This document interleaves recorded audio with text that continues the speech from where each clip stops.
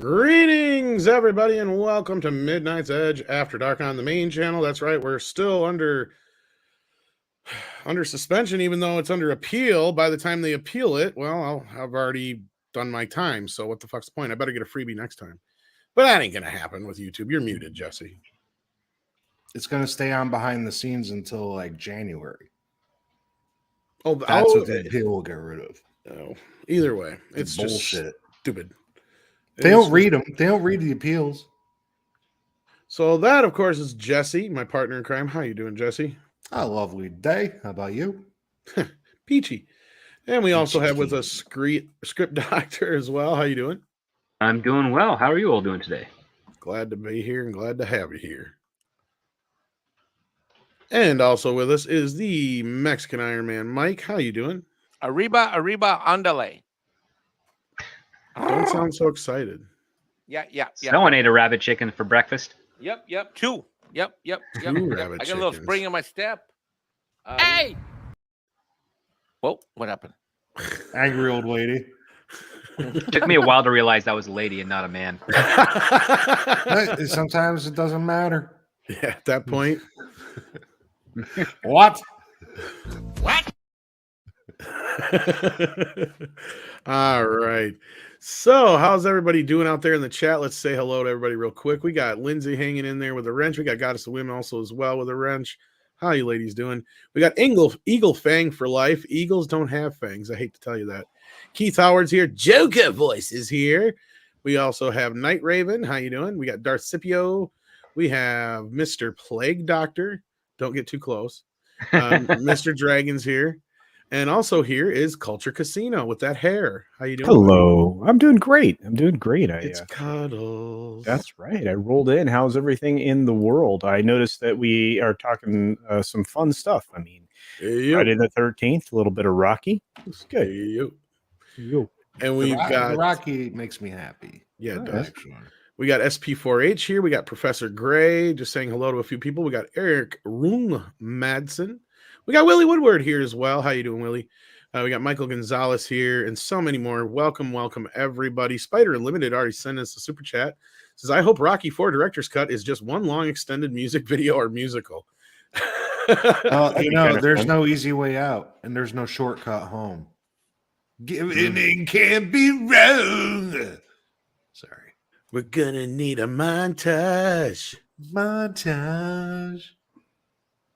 Gonna need a montage. Sports action montage. Steven Otten is on the road. He said he just got out of Venom. Oh shit, that's right. That opens tonight in some places, don't it? And Ollie's watching it right now.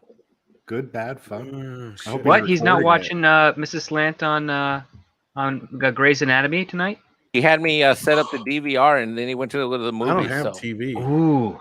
Yeah, true though. Man, that's risky. I'll have to watch it tomorrow. I don't like Grey's Anatomy, so maybe he'll send me her scenes. But the book isn't like the show. It's mostly about how to dissect people. That's a totally different thing. Yeah, the book is way more interesting about the dissection, and then the show is all about sex. So the show isn't about Henry Gray? No. No. He was a fellow of medicine. I hate to break it to you, but if it is about that individual, they race swapped him. No, I know it's not about him. They could still make that show. It'd just be like that Westminster Abbey with doctors like to cut up cadavers. They buy off of people who dig them up. Why does that sound like a show already? It fits exactly into what you like. It'd be right after How to Commit the Perfect Murder, like that show. I almost got away with it. It sounds like a film. Yeah. That works. I mean, if Gene Wilder was only younger, right? We need to make a movie called Montage. And alive. Yes. No, we don't. It's so just sad. One long fucking montage. Oh, cool ass shit.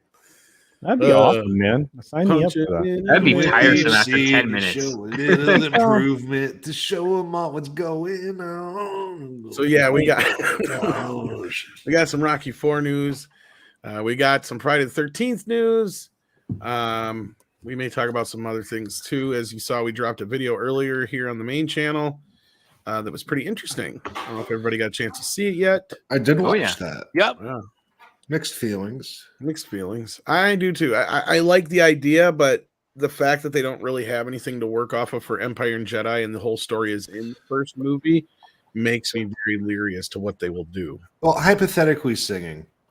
I'm sorry. I just read singing in the chat, and I'm like, fuck, I said it out loud. But it could be something that would be neat as a compare and contrast type of a thing, just to see maybe, what was left out, what could have been different. But, once it falls into these hands of which it's in now, it's just going to turn to a pile of horse shit. So I do have that script if you wanted, get out ahead of that. Oh, yeah? That was a good one. It's over. It's almost, it's a 45-year-old script. So, that's and good. the rumor is that they're rewriting it to fit this new story arc that they're doing, which is essentially it's an Elseworlds of Star Wars. All right, we should do that until we steal their thunder. Speaking of thunder, I mean, it's already been published in a Marvel book, so you're not really. Yeah, we got somebody in the back who has thunder thighs. Hey now. And really, really, really, really, really, really, really wanted to be on the show so bad that now he owes me a lot more than $500. Welcome to the show, Fat Steven. Hey, Tom, the funny thing is, I was coming up with a thunder joke, and I knew one of us were going to say it first as soon as the thunder was dropped by script. Well, in defense, most of us have thunder thighs, except for Script. Script, could you take off your shirt for the crowd? He has thunder. No. He got thunder thoughts, man. Oh no! I'm not. Yeah, bro. This is MEAD. It's okay. Hail Fat Steven. Hail Mike, my brother. But Script made my morning this morning when he sent me a DM on this little thing we're working on. Dude, you made my whole freaking day. Oh, nice. I'm actually running off the latest one right now. See how that looks better. Should we tell them? Sure, go ahead. Well, you know how we have that Crisco Core joke over in the channel. Yes. No, the entire internet knows this joke. Well, we're actually making a Green Lantern Core style rings of Crisco Core, which we're going to leave blank if we can get it right, and members or whoever wants them can paint them themselves their own colors. Are you going to coat them in Crisco so that every time they try to put them on, I was going to ask you to actually lick each one, and then I'll laminate it so we have a Jesse Miller saliva variant just for the extra backers. Then it's going to dry up. They won't be able to get a DNA sample to clone me. My Crisco never dries up. Just like my bad jokes, they never dry up. Interesting. Well, Cola I think this is phenomenal. Tormentum. I want one. Yeah. How do I get one? Do I become a member to your channel? How do I do that? At least it's organic. Hi, Tom. Thanks for having me. I'll see you in another year. Coalescing Tormentum sends in $5. Says, I want to see a fight between Rocky and Jason now. Who wouldn't? I can't believe they haven't proposed that already. Yeah, that's not fair. One of them is already dead. I think Rocky could go the distance. Yeah, I think Rocky could hit him so hard, Voorhees would become alive. And that's not a nice thing to say about Sylvester Stallone, Jesse. He'd go like 20 rounds on top of a roof in the middle of Manhattan, and then he'd get his head punched That's off. what I'm saying. That one dude went toe to toe with him for a few minutes. Rocky could definitely go a few minutes with him. You need the Expendables versus all the horror villain icons. That I would love to see. Can you imagine seeing the Expendables versus Jason, Michael Myers? You see, that would be extremely interesting because it brings into question what actually is Jason, because a lot of people think he's a deadite. That's the common. Well, that's because of. But let's say hypothetically speaking, you get some assault rifles and you totally destroy the bones of his legs and he falls over. How long does it take him to stand back up healed? Is that how it works, or is he just kind of like a puppet that's being puppeteered by some kind of spirit? You know what I mean? Where the actual physicality of his body doesn't really matter. Too much about. I thought he was an overgrown munchkin from the Wizard of Oz. They're all dead, aren't they? By now, yes. Probably. I think the last one died like a few years ago, if I'm not mistaken. All I know is that half of the Oompa Loompas were English and half of them were German. And half of them didn't even understand what they were saying. Nope. But yeah, I think that would be interesting to see their coalescing Tormentum. I think Jason versus Rock. Actually, I like the idea of the Expendables versus all the old horror icons. That'd be kind of cool. Yeah, it's awesome because it's like Michael Myers took a firing squad. He got up eventually. Hey, yo, Freddy, I got a nightmare for you. Yeah, right. Imagine what kind of nightmares a bunch of mercenaries would have. I'm your worst nightmare. Freddy would just be like, "You guys are fucked up." Yeah, be like, It's like Yeah, burning a Michael. whole village. This is a little much even for me. I'm coming for you.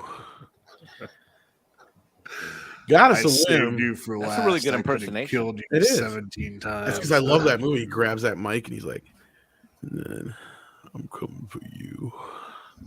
It's like, oh shit. No, that was a That's like really good-ass good. movie. That got me hard. It did. Whoa. Whoa. My Then notes he are was- for you all last year. Calm down. Hey, 7 Murdoch, minutes in.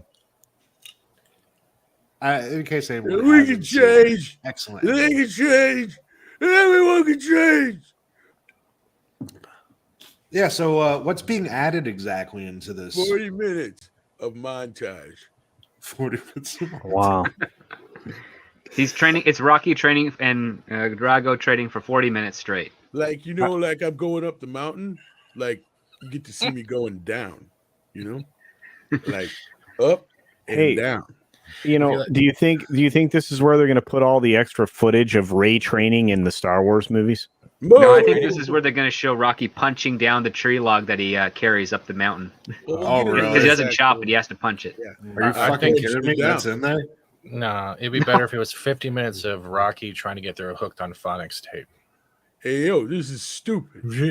Him and Mike Tyson. these elocution Public lessons. speaking. It stinks. You know? How about Rocky on Rosetta Stone learning Spanish? Words are Oh, stupid. God. Oh my God. Sí, señorita. I don't want, care. dude, let's start him out on Italian, okay? Hey, yo, I know Italian, yo. Maybe. All right, got us a whim sends in $5. Thank you so much. Says, had to share this with you guys.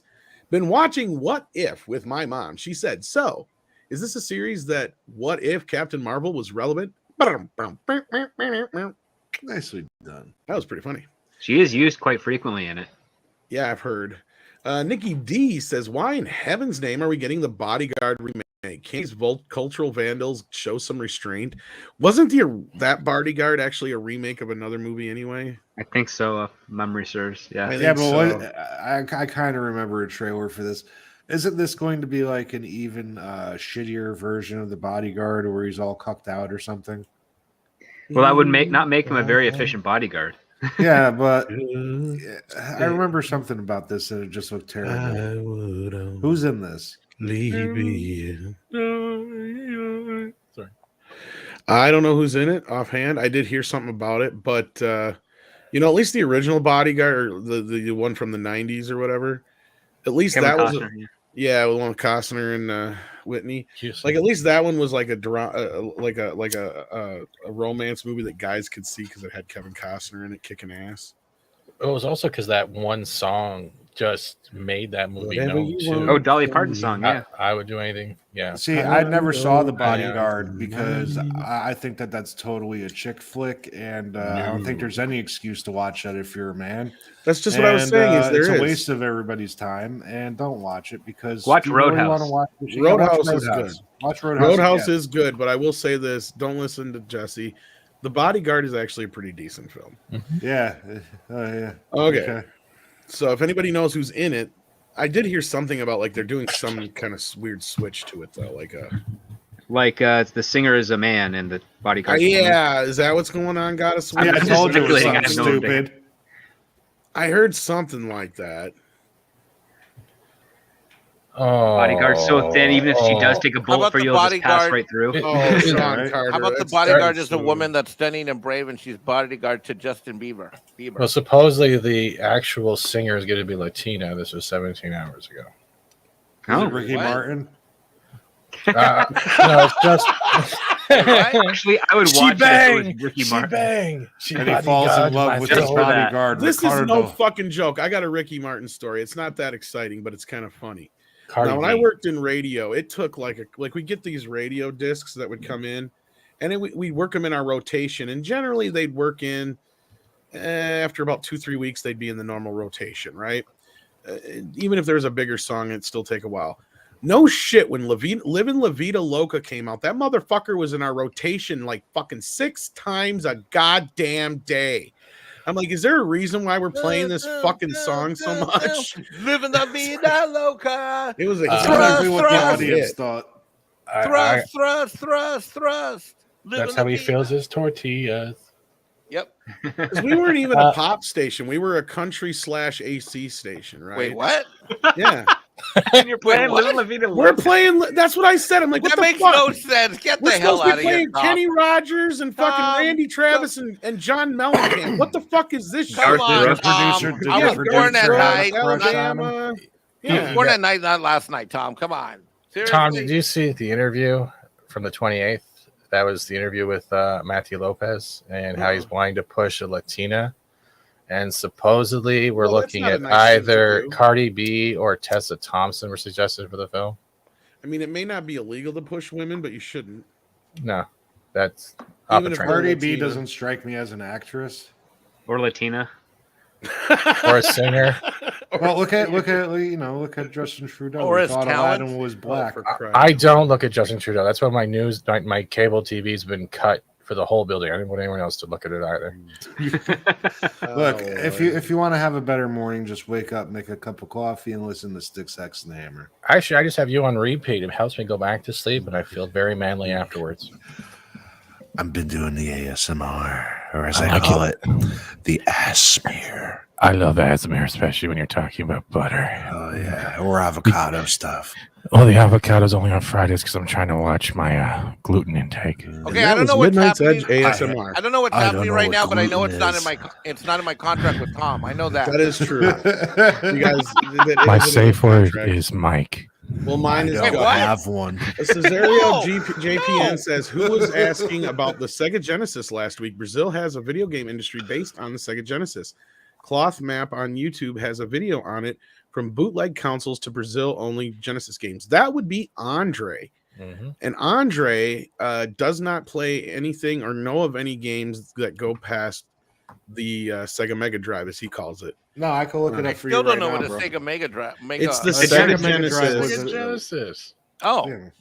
It's Dude, just that that's hasn't what they been call around it. It's They it's stopped not a making that, Sega like- Genesis. It's a different system. they made that Well- like 20 years ago, Jesse. Sega Mega Drive 32X has Afterburner, Amazing Spider-Man, Okay, yeah, that's the Slash one that Web was of after Fire, the Sega Genesis. But BC Yes. Racers, Blackthorn, Brutal Unleashed, Knuckles But- Chaotic. It only has like a handful of games. Well, But that's Jesse, because the that's reason the why- end of the line for him. Sorry. But it's also the reason why people get confused when you hear Sega, because we got the Sega Saturn, Sega Neptune, Sega Dreamcast, and there was a Sega other projects that went all when Sega was going. It was just, and by the time you got all those pieces, your Sega Genesis looked like the leaning tower of CD-ROM drives. They also on didn't call the Genesis. Genesis outside of the U.S. What I wanted was that Jaguar thing. Oh no, you want the handheld Jaguar. Was it as cool as it looked in the commercials? I had a Game Gear. I didn't know. I was having fun with the Game Gear. Yeah, my brother had Game Gear. I had Game Boy, so we could play both of those. Oh my God, I thought this was a joke. Yuyo in the chat said that, and this is breaking news as of 7 hours ago.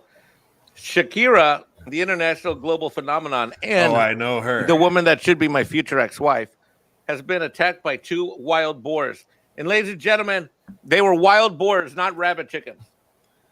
And Is this did for she real? just did Yeah, she just here's subdue a link. them Watch with this. her Where hips? was she located that Hold wild on. boars Are you sure exist? her hips aren't lying? I think sure she that- just hip checked it and they Hold knocked on. them both out. With But, that oh, ass. this is true. Barcelona. I thought she was attacked in World of Warcraft and was just playing it off. Hold on. Oh Is yeah, she okay? yeah. Is this real? Is she okay? Because she's hot. She's also can sing, start like the one of show. the last great Wait a minute. singers. Wait a minute. As of Shakira, 4 hours ago, Shakira. Shakira said she was. Yeah.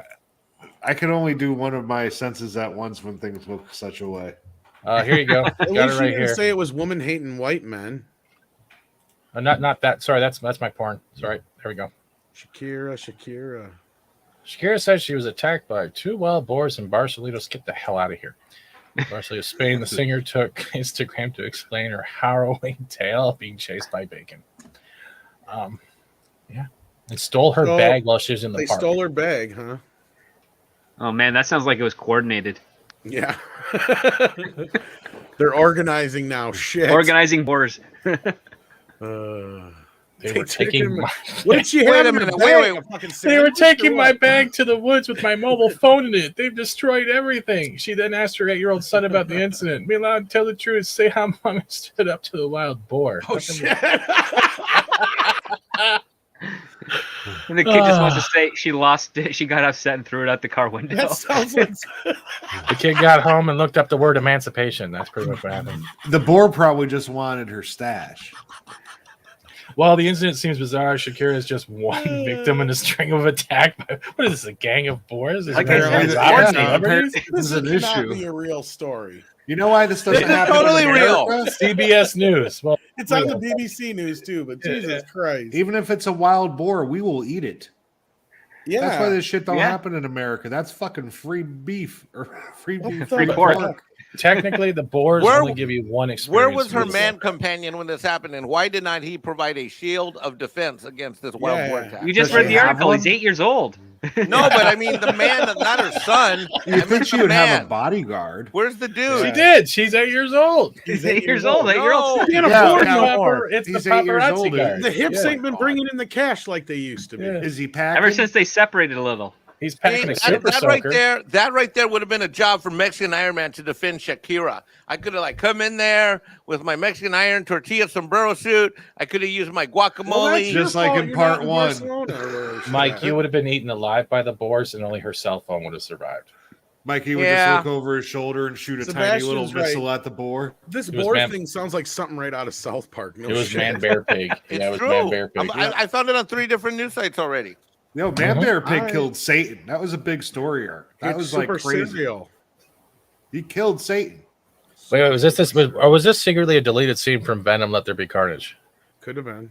Could have been. All right. They could use it in a future I'm gonna put this movie. in my soon-to-be-released comic book of how I saved the superstar. I can't call her Shakira. I'll have to call her like Shatira or something like that. We're Just like call her Aguilera. we're like 20 minutes in here, so we really gotta get to this first story. Hey, here. okay. Sorry. No. It's fine. Rocky IV director's cut gets one night only theatrical run, restores 40 minutes of footage. But can Wow. we buy it? In 1985, a plucky underdog from the city of brotherly love. That's Philadelphia. I ain't gonna do the whole thing as Rocky. Fuck that. Good. Helped cease Cold War tensions with this gutsy triumph over a Soviet. You want to read it, Culture? Well, if you'd have to make it much larger. Precisely. That's what she That's said. what she said. Yeah, control scroll wheel, my friend, to make it bigger. He's a good I'll scroll send wheel. you a He has a version of it. trackball. Embiggen it. Oh, Check there in, it is. check the I private. chat. got it. Okay. In 1985, a plucky underdog from the city of brotherly love helped ease Cold War tensions with his gutsy triumph over a Soviet slugger and his passionate reminder that everybody can change. That ringside speech, of course, was the dramatic culmination of Rocky IV, one of the biggest hits of that year and a critical component of the Sylvester Stallone canon. There were come from behind victories, dramatic montages, and that stirring theme music courtesy of Bill Conti. All the things that made the franchise so great. But fans of the Rocky saga might be forgiven for wondering what got left on the cutting room floor. Well, wonder no longer. Rocky v. Drago, the ultimate director's cut, will deliver 40 more minutes of never-before-seen footage. The film, which Stallone directed as well as starred in, will be available for one night-only engagement in theaters on November 11th. MGM will team with Fathom Events for the nationwide screenings, which will also include a Q&A with Stallone that will be broadcast to certain venues, as well as a behind-the-scenes look at the film's creation. Here's the official studio pitch. The fight scenes are more intense, the music is more powerful, and the drama is heightened as the world heavyweight champion Rocky Balboa must defend his title once again, this time against his most formidable opponent, Ivan Drago. Question. Yeah. Is the 40 minutes of extra footage him just unclogging a toilet? Don't know. I know there's one scene with him with the boxing council. But it seemed like the way the new trailer looks, it more like there's a lot more attention given to the whole Apollo arc. And then later on, that comes up with him more and it means more to him. so it fills it out nicely. And I think Drago gets more scenes or more lines anyway. Yeah, he recut the whole thing from beginning to end. Holy shit! Yeah, but who did the recut? Was it Stallone? Him, yeah. Oh, so there's good. Actual footage out there of him. That's awesome then. Like cutting it, like I mean, he's telling the guys what to do, but he's like, cut to that part there, and then cut to this punch here. Blah, blah. Like, it's out there on YouTube. Yeah. All right. Yeah, because supposedly his boxing matches in those are extremely choreographed, right? Oh yeah, he writes them out. Anyway, continue. Sorry, Culture. Almost done. For those who are otherwise busy on the 11th, Rocky v. Drago, the Ultimate Director's Cut, will be available to rent on demand beginning Friday, November 12th.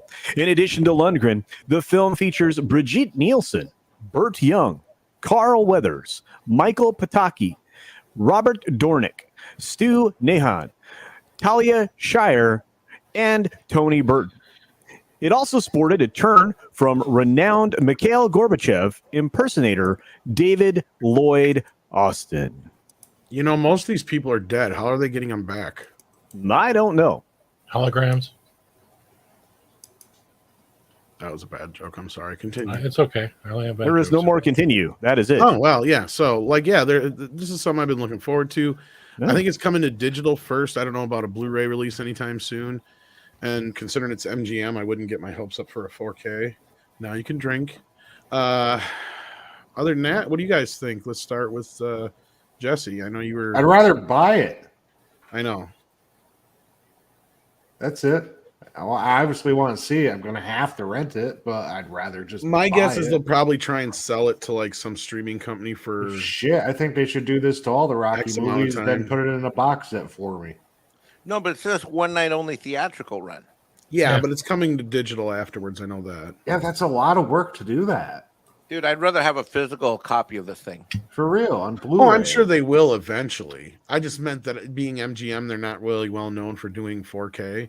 So we'll probably just get a regular Blu-ray is what I mean. But it'll probably be like, it'll come out in theaters, and then like a few days or the same day after that, you can either buy it digitally, and then they'll probably make a deal with like Netflix or Amazon to get it on there. And like they did with the Rambo director's cut is exactly the same thing they did.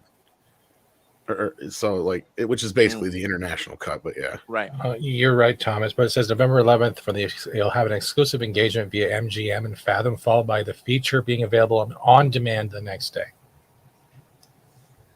So it's going from theaters for that one night event, and then it's going to on demand after as well. But that makes no sense. The downside is they never released Rambo on Blu-ray in the director's cut. No. So I hope they do. I'm sure they will eventually, just like in some big box set, probably right when Creed 3 comes out, because that's supposed to be out next year.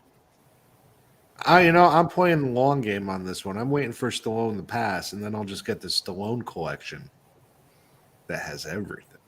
Yeah. I couldn't tell you, Night The way Raven. he's going, he's probably going to outlive you. Jesse. I know. Honestly, here's the thing that's funny. MGM is really kind of meh with 4K. The original Rocky is available in 4K UHD on digital only.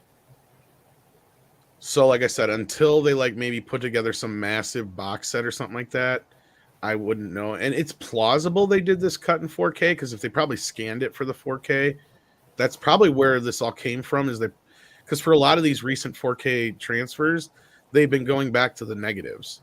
So that's where they've been finding and all this footage and stuff recently. Like Ghostbusters, they found a bunch. There's another movie or two out there. Friday the 13th, they found some. Not Friday the 13th, Halloween 5, I mean. Where can I watch more Ghostbusters stuff? It's on the Blu-ray, but they didn't put it all on there. It's hard to say. They'll probably plan it for another time. And there's some of it out there on YouTube. They showed some of it at one of the Ghostbuster events. And like Script knows what I'm talking about, because it's the stuff that Ivan's son was like, why wasn't this in the fucking movie? Yeah, they showed a bunch of it over at Ghost Corps a couple years ago. Yeah, and I think the chloroform scene is on the Blu-ray, if I remember right. The chloroform scene? Yeah. Wait, what? Or not chloroform, where he goes like, these Hashtag guys... me boo. No, he's, what is it? How does it go, Script? Because Thorazine, I think it was. Yeah. He's He's like, these guys are causing mass hysteria and they use a drug like whatever, blah, blah, blah. And he's like, no, that's nerve not gas. Or nerve gas. He's like, that's not true. If we needed nerve gas, we just make it ourselves or whatever. Yeah. June 9th, 2021, Sylvester Stallone confirms that the brand new director cut of Rocky 4 is getting a cinema release in November in 4K. So it is in 4K. There you go. It is. Thank you so much, Fat Steven. That's awesome. Here, I'll give it. It's on Film Stories. So Stallone supposedly did it himself. I just checking on it. It took a little while, but there you go. First paragraph. And I know they're doing the Bond movies because the Bond movies are already scanned in 4K, but they've only got a few of them released. And I think they're releasing like the first 3 or 4 this next year in 4K on Blu-ray finally. Oh, so, it's on his Twitter too. He actually said it when he announced this that he was going to be in 4K and widescreen. Sorry about that. Oh, cool. Yeah. Well, there you go, partner. The sweat will look more real. That's right. So and yeah, we want to thank. Looks like that 70s rock fan has been a member for 6 months. Thank you so much as a midnighter. We're keeping an eye out for those messages, guys. Just so you know. But I'm all over it, boss. You can count on me. So, Mike, are you looking forward to this? Dude, yeah, dude, this is gonna be great. I mean, I want to go see it. Man, I want to go see it on the big screen. Yeah, I really do. You should try to find the problem with those one-day things, man. Because if you're busy, you're busy, and if you're off, you're lucky. Yeah. I would honestly go for one of the theaters that's actually doing the live Q&A with Sylvester Stallone and try to get in that crowd. That would be one of your best bets. That ticket would be worth a day off and your boss yelling at you. Yeah, but they're not doing that in Hilton Head Island, so I got to find a theater near me. Road trip with Fat Steven and Mexican Iron Man. Woohoo! Yeah, I don't drive. What are you talking about? I'm in Canada. Who else thinks that Mexican Iron Man needs a motorcycle? A mullet? Motorcycle, man. Give him a Harley. No. You could get a leather jacket with the Mexican flag on the back of it. Look badass. Convert the sidecar into a mobile burrito and tortilla. No. Oh yeah. No. I'm an SUV Toyota guy and an Audi guy when it comes to sports cars. Nope. You like your walls around you? Yeah. No. Me too. Yeah. Soccer mom, Mexican Iron Man, pretty much. Well, you need an SUV for when you do your outdoor activity, like when you go hunting out here in South Carolina, and you got your cases of your weaponry need to be in the back, with your weaponry and the cases in the weaponry. I tell you what, you were right. You got to have that weaponry in the back, a tortilla can on the front, and you got to go right through all those sidewalk pedestrians. Yeah. Script Doctor, you looking forward to this? Kinda. I mean, it's been a while since I've seen the original Rocky 4, but I'm curious for the 40 minutes of new footage. But with the way theaters are working out in where I am in Southern Ontario, I'm gonna have to wait for it to be video on demand. Right. Culture, how about you? Oh, I'm so pumped to go see this. Are you kidding? I don't know that I'll be able to see it in the theater, but if I can figure out a way to get it, I'm going to get it because it'll be cool. I mean, 40 new minutes. I mean, maybe there's some extended fights in there. Maybe there's some other little tidbits that we didn't get. Maybe there's maybe another appearance by the robot. I don't know. We'll have to see. The robot's actually supposed to be getting cut out. Oh, he's going to cut the robot out totally? Yeah, that's what I heard. 5 Peruvian souls from Diego Flores says, really, one effing day? I demand a full theatrical release. Damn it. Well, maybe by region. You never know. You can check into that. What about you, Fat Steven? You looking forward to this? I'm looking forward to it, but to lay it out, I haven't watched any Rocky movies in a long time, so my memory's fades. But if it's extra footage, especially stuff like this that we don't get anymore, especially today, masculine men beating the crap out of each other, yeah, it's worth it. Yeah, it's literally freaking worth it because this is the stuff that made 80s heroes.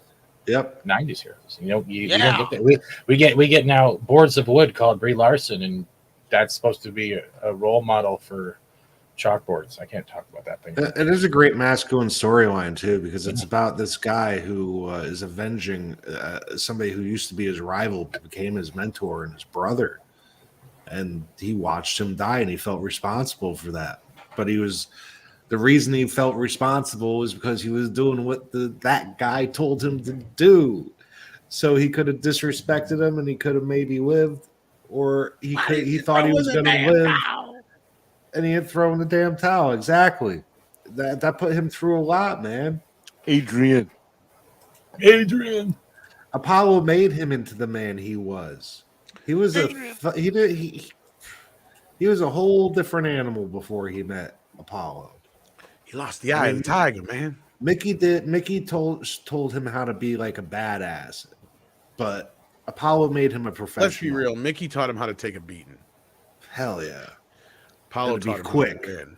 Yeah, exactly. Sean Carter sent in $5. The Rocky IV remake will include a scene of the robot giving Paulie a Kentucky Klondike bar in 4K. What is I'm not even going to ask what a Kentucky Klondike bar. What would you do for it? That's all I know. Stephen Otten says, "Hail Tom, Jesse, Mike's Crypt Culture, Fat Steven, Wrenches, and Chat. As for Venom, I think the Dark Tower. It's 80 minutes without credits. It's only alive when Woody Harrelson is on screen." Oh, well, here's the funny underwhelming. thing.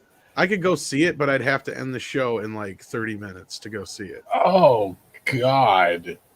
Well, or you could leave us in charge, and God knows what we would do. Well, I don't know if anybody could end the stream. Oh, I could relog in. Well, you'd have to get a thing, and I don't know if you can. Try. Yeah. I think Andre's sleeping. Or he showed up probably. So yeah, I'm looking forward to this. I know this is one of my dad's favorite ones. Maybe I can get his ass out to go see it, but I doubt it. But hey, if I can get the chance to see it, I might. If I don't get the chance, I'll hopefully at least see it on digital the next day. So there you go. And what is the date on that one for the theatrical? November 11th. Let's see. Yeah. November 11th is a Thursday. Well, we could skip the show and go see Rocky. Well, you never know. If I get tickets, that could happen. We could all just live stream from the theater. There you go. And show the screen for all of you. Now, this is a big story going on right now because this actually is very relevant to the Disney / Marvel versus the estate deal. Friday the 13th screenwriter wins big appeal over copyright termination. Who wants to read this one? You want to do it again? Sure, I can. Why not?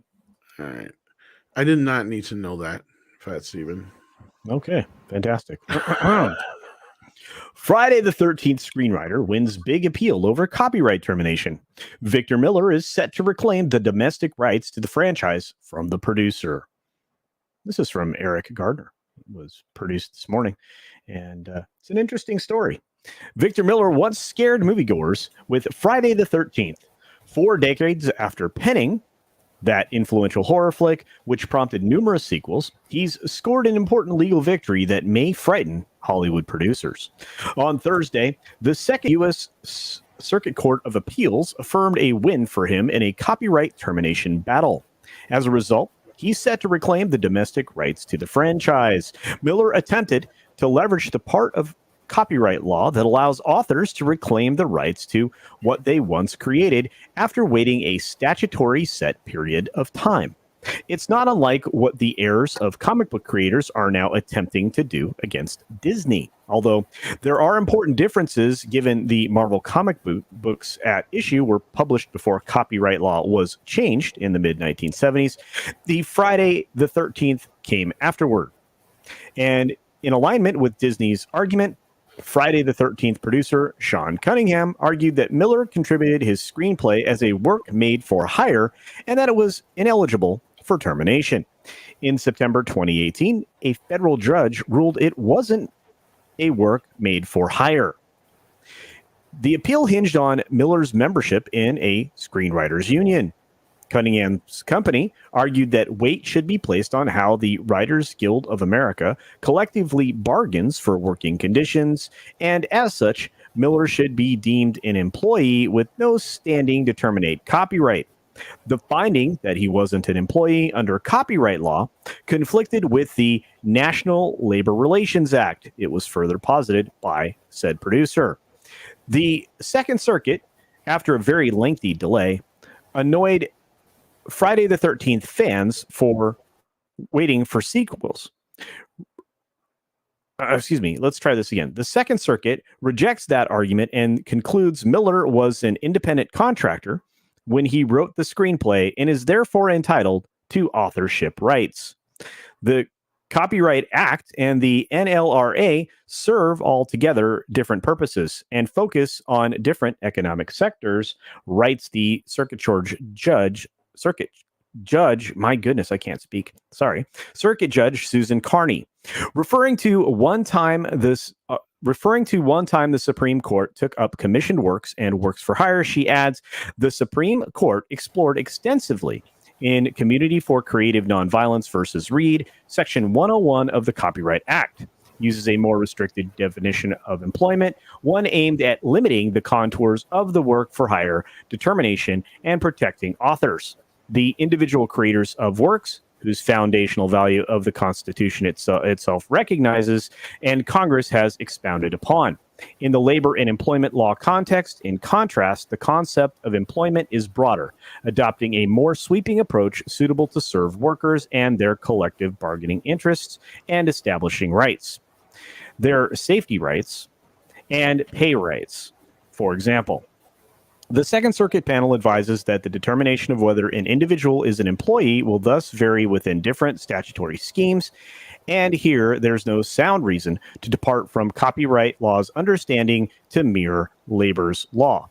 The labor law was determined to offer labor protections to independent writers, does not have to reduce the protections provided to authors under the Copyright Act, states the opinion. You can read the full thing if you want to.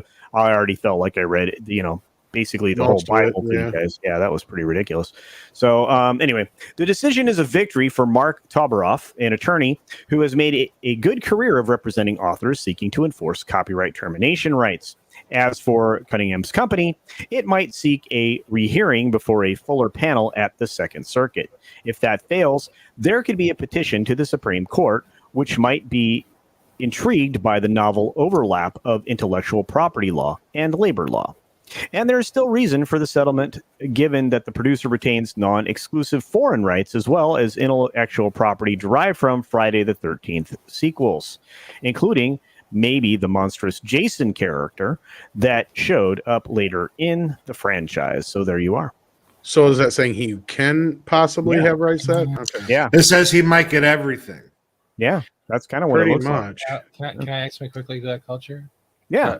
Supposedly this is a huge step in the process, but it certainly doesn't mean that Miller is now free to take the franchise and do whatever he wants with it. No, it sounds like there's two more layers. Yeah. For now, until various deals are worked out behind the scenes, which will likely take a long time. For starters, owning the original screenplay doesn't mean you own the character of the adult Jason Voorhees as we know him, and Miller's ownership of the work only covers domestic rights. The franchise will remain dormant, but here's hoping almost at that point where Jason can return once more. Because I even screwed up the game. If you ever played the game, remember how that all stopped the DLC? I love that game. I played that religiously. I had bear traps in one cabin. I stood there the whole match. It was fun.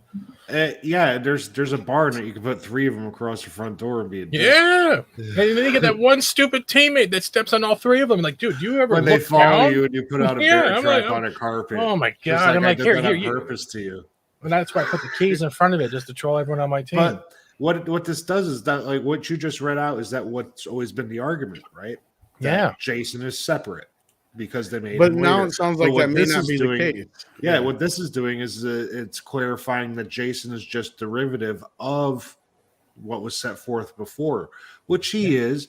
But the killer of Jason is he's there's been a few slashers that look like that before too, especially with the potato sack. But once he gets the hockey mask, he's very iconic. Well, see, I think that's it's really hard to call. No, I'm curious what the script has to say to this, but I think Jesse, I think that's where the bigger argument comes in. Is it's not till the 3rd film where he gets the hockey mask and he's basically the more iconic version than the 6th film where there was another slasher movie where a guy wore a potato sack on his face.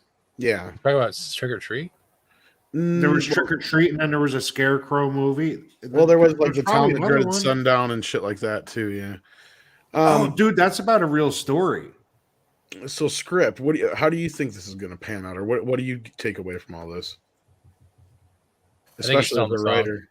He's on the phone. Oh, he's on the phone. Sorry.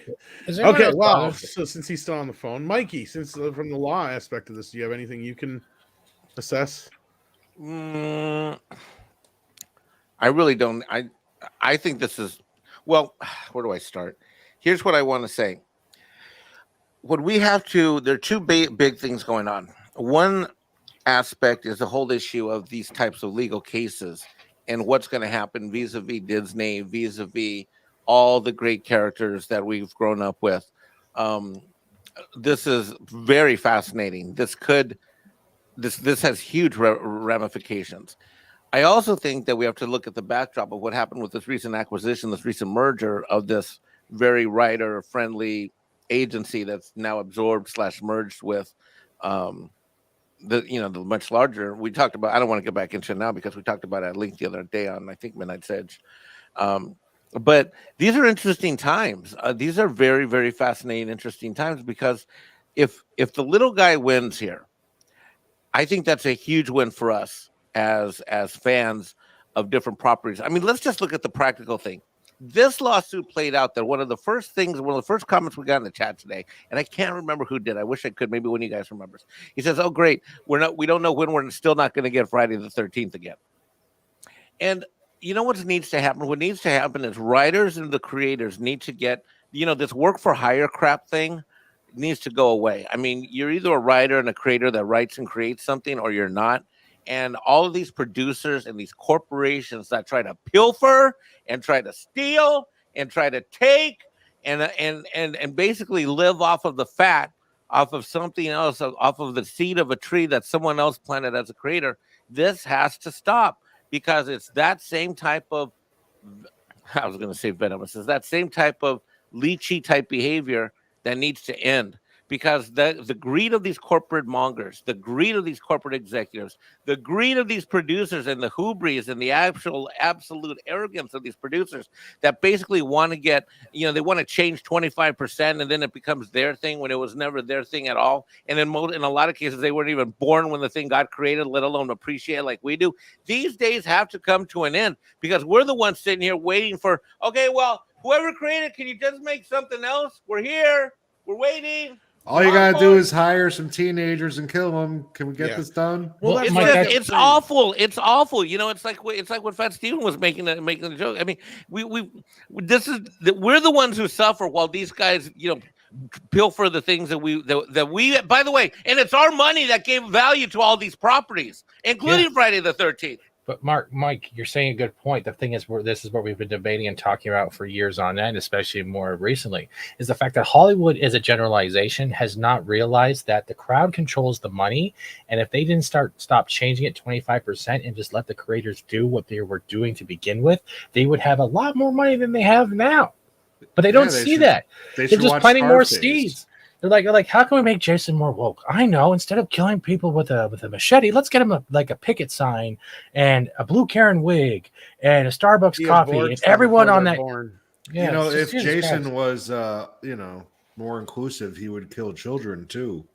That's what I mean. You'll just turn him into an abortion doctor. You know what? Why don't we just put extra sugar? Dr. Giggles. They should hire Jason. Why don't we put extra sugar in Jason's Starbucks and hope he dies of diabetes? I mean, where do we go? Mike, I know they're going to make Dr. Giggles starring Alec Baldwin, and he's going to dress as Donald Trump. No, you're going to station Jason down at the border, and what he's going to do is he's going to maintain the border security. That's what's coming next. Think about it. This machete would get dull. Oh, but who cares? They'll pay for a new one. It'll come out of tax. What they have to do, though, is they have to put him on the far west side, so he's constantly walking back towards Crystal Lake. And you're just in the way. Yeah, just make like a big concrete trench where it only has one line to go back and forth, and just put like cabin beds along the way. Why not just get a blender? Until Script gets back here, a slap chop. I can say this about it. Like, this does open up a bit of a debate here, because it is true. Like, I get what they're saying here. Jason Voorhees, regardless of what form he takes, is still a derivative character. He's still the original character. So I get what the point is here. Is like, Jason was invented in the original film. Albeit hockey mask or not, he is still the same character. And I get what you're saying, Mike, and I do agree with that to a point, but you open up yourself a lot into muddy ground. Like, let's say you have a television show or a bunch of television shows, and you are constantly having people create new characters almost every episode, right? And you never know if one's going to take off or not. to a point, like, yeah, I feel like some sort of ownership or a half and half deal should be able to be worked out. I think no problem. But when you start willy-nilly giving everybody the full control over certain characters inside of a franchise, it starts to get real muddy, and then we wind up with situations like this. And I get where you're coming from, but this also answers the big question, though, as to why we haven't really had much come out of the Jason camp in so long. They should just steal the rights away and give them the Kane Hodder. Well, the thing is He's somebody would either have one. to buy them all lock, stock, and barrel, which Sean could possibly do, but I don't think he's going to want to make a deal with Victor. Let's crowdfund it, buy the rights, and then give them the Kane Hodder. We don't have that much money. Yeah, and that's the thing is I don't know even know if we're allowed to do something like that. I'd have to look into because I mean I've thought about things like that before too, but I don't even know if you legally can. But I'm the other side good of at getting people to give me money. But no, basically what this is saying is the sad, shitty part of it is we have to wait until, because Sean Cunningham ain't going to give up. No, so as long as he don't give up, he's going to counter as many times as he can. Yes, there's 2 more levels to this, and so that means this has been going on now for a couple of years. So that means another appeals court could be months, if not more, out because of the COVID shit. But there's one thing. One thing that goes against Cunningham and goes for a more permanent thing. Like what in court proceedings, once something is written, it's hard to unwrite it. He's already won this battle, so he's going to continue to win the battles, and it's going to be really hard to mount an offensive to get back if you're Cunningham. Well, so I think that this is, it might be a little plateau while you're going down the hill, but I think there's going to be a drop off soon. Is anyone else just wanting Jason to pick up 2.5 naked chicks in a sleeping bag and smack him against a tree again? That's all I fucking want. I know. Get one of them to be Kat Dennings. Do you want to throw pot and have illicit sex? Yes, let's do it. Let's go. Smack him against the tree. Like that's Jason's brilliance right there. Now, culture. I don't know if you were able to listen next you're on a call, but I kind of gave a little bit of a breakdown there. I'm curious to hear from a legal side of things. What you take away from this? Okay, so in my limited understanding of contract law, from what I'm exposed to on the regular basis, this is all going to fall within established precedent. So as more and more of these cases come and go through the process here in the States, you're going to see it essentially being put in a position where everything will turn into a fait accompli, meaning that there won't be any useful there won't be anything useful that's done by appealing these decisions, because they're going to be decided in the favor of the author, if that or the creator in these cases, more and more frequently because of precedent. So the more you can establish that precedent and it's reinforced over time, the more it will be. It'll be looked at as, just this is how things work. And we actually need more of these cases to establish more of that, book law. So I don't know if Script would disagree, but I mean, that's kind of the way, these things look like they go to me. And it's the same thing in, the businesses that I've worked in where the contracts are governed by, previous case law. I mean, every time the case is decided and it's decided the same way and it does it multiple times, you've established, a legal precedent that's really hard to fight in the future. And I think Cunningham's already up against it, considering he's now lost twice. Right. And one of them is the second, at the Second Circuit. That's like, there's not a lot more. This is the appeal. I think he's got the Second Circuit and then the, he's got one more to go. So, yeah. So we'll see, but I don't think he's got a case. I mean, he can try to exploit the character again for another go. Can he though? That's the question. Because hard to say. I mean, a lot of it depends on, and again, I don't know the decision. I mean, I didn't read anything associated with the original decision, so I don't know if he can work on it till it's decided through the appeal or not. I don't know any of that, so it's hard to say. As far as the original decision goes. Yeah. I don't know. What got out of it? Yeah. Named Friday the 13th. Right. But the big thing up in the air, because Victor Miller got the rights to everything that's in the first film, the characters, everything. Right. And now I never really thought about it until this brought it up as a point. Because, right. I just thought, oh yeah, it's a different kind of character because they do this and it's an adult and he's this, but it really doesn't matter, right? because it's still a derivative of the same fucking character, and that's where I wish Script was here yet. Hopefully he'll be back soon because he's also knows some things about this stuff too. But he's back, thank God. Oh, awesome! Good. May I ask a quick question with this in general when we're looking at stuff like this across the board now with this Friday the 13th? Is it like we're slowly watching the funeral of franchises just because it's all being held up within these type of appeals and cases? We're literally we're at the wake and the mourning at the same time, hoping for either one to celebrate or not celebrate. It feels like we're now in the presence, like everything is now a funeral. I don't know about that so much as it feels like more or less some of the creators are getting the chance to take some of their power back because this law was put into place in 77. So we're just getting to the point where some of these people can do this. And I feel like the reason this one's under such a big spotlight now more so is, as it clearly says in this article, more than it was before is because of the Disney case. But Script, now that you're back, kind of give us your breakdown of this whole thing, especially from the writer's point of view. Yeah. Well, I say this is kind of a good win for the screenwriter, whose name has just escaped me at the moment. Sorry, it's just on a Victor phone, Miller. actually getting something very similar to this. I just got an assignment deal, which is a different parameters to what we have here, where this guy, he created all the characters in Friday the 13th Part 1, and then negotiated a deal with the producers and studios to make the film. And in my case, I'm given existing characters, and I just have to write a story with them, so I don't have any ownership of that. So that would be considered an assignment contract. And it's really good that the judges did decide in this case that it wasn't a proper work for hire assignment job, that he was something that if he created on his own, and I think that's a good thing. But at the same time, I'm concerned of how this might change if it goes to something like the Supreme Court, because they might not interpret the relationship of that first film the same way as the Second Circuit Court did. And if that ends up being the case, then that could compromise a lot of other creators who are maybe hired in a similar version, which is still being practiced to this day, where they can even create characters for a studio, for a franchise, and not have any actual ownership of those characters. Yeah, and that's kind of what I was thinking too. But so far, Victor has won the original case, and then he won the appeal. The appeal. Because what this is actually, because we got to be clear, this isn't anything about Victor. Victor got his rights back. What this is Sean Cunningham suing to stop that from happening. There's something bizarre in one of these articles about this. It says that he gets rights to everything except for the motorcycle cop in Part 1. That's weird. Or that is weird. Part 2. Well, it's possible that particular motorcycle cop was something added by the director or somebody else. It says it's just a scene that was added by another screenwriter. There you go. It wasn't in the movie. Yeah, odd. it wasn't in the That's original odd. script. That's why. But no, this makes absolute sense. So, okay, Script, under that, what you just told us, that's where the big question always lied, was okay, fine, he gets the rights to everything that's in the movie. Sean gets the rights to the name. So Sean could go out and make a million movies that have the title Friday the 13th.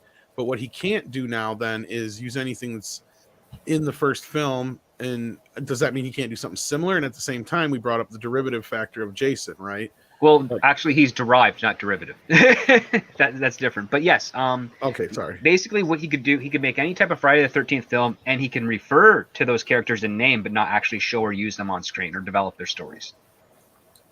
So if they want to use the name Camp Crystal Lake or the stories of Jason Voorhees, they can say that, they just can't show it. But that's the thing then. So what kind of right is that? Jason, that makes no sense. Is adult Jason though? Then well, it's just like how you can name character though. That's the question. I guess is on the table. Well, yeah, because adult Jason is derived from kid Jason. That's what I was asking. Yeah. And then to answer your question, Mike, it's the same reason why in any other movie, or you can actually say, "Oh, Batman," do a reference to Batman verbally, but you don't have to show anything because again, it's a publicly known character. As long as you're not profiting off of the fact that it's a Batman or Jason physically in your film that is doing stuff in a non-parody way, you can talk about it all you want. Well, let's say there's a fine line to that, right? Because, yes, you can talk about Batman, but if it's a non-Batman project, can you legally technically do that? Act like you're in the same universe? Yeah, absolutely. There's tons of movies that refer to Batman. They're in not refer to him, but I mean, they act like they're in the same exact fucking universe, though. That's way different. That's what I'm talking about. Well, take a look at it this way: the Kill Bill speech about Superman. Yes. not the same studios. Don't own the character. You can talk about I get that. I get that. That has nothing. And that's as far as you can kind of go with it. But that's what I mean. So you could make a Friday the 13th movie where you could talk about Jason like he's a fictional character. You couldn't talk about him like. No, you can also talk to him about a real character as well. Yes, because again, it's under the umbrella of Friday the 13th. Okay. I have a question. It's going to sound kind of ridiculous. I don't want to insult the Jason franchise, but is there any way they can do another movie like in the same type of feeling, but instead of Jason being an actual physical character relating to the other movies, it is now a physical representation related to those other killings, but it's another manifestation of the same type of demonite? No. Another demonite with a different name? Yeah, it could be Karen. No, I mean, I'm just using a random name, but like, is there any way they can still maintain the Friday the 13th, but apply it as the same type of demonic presence that never dies, always comes back the same day, the same kill? No, because cross the reaction of part 5 and part 9.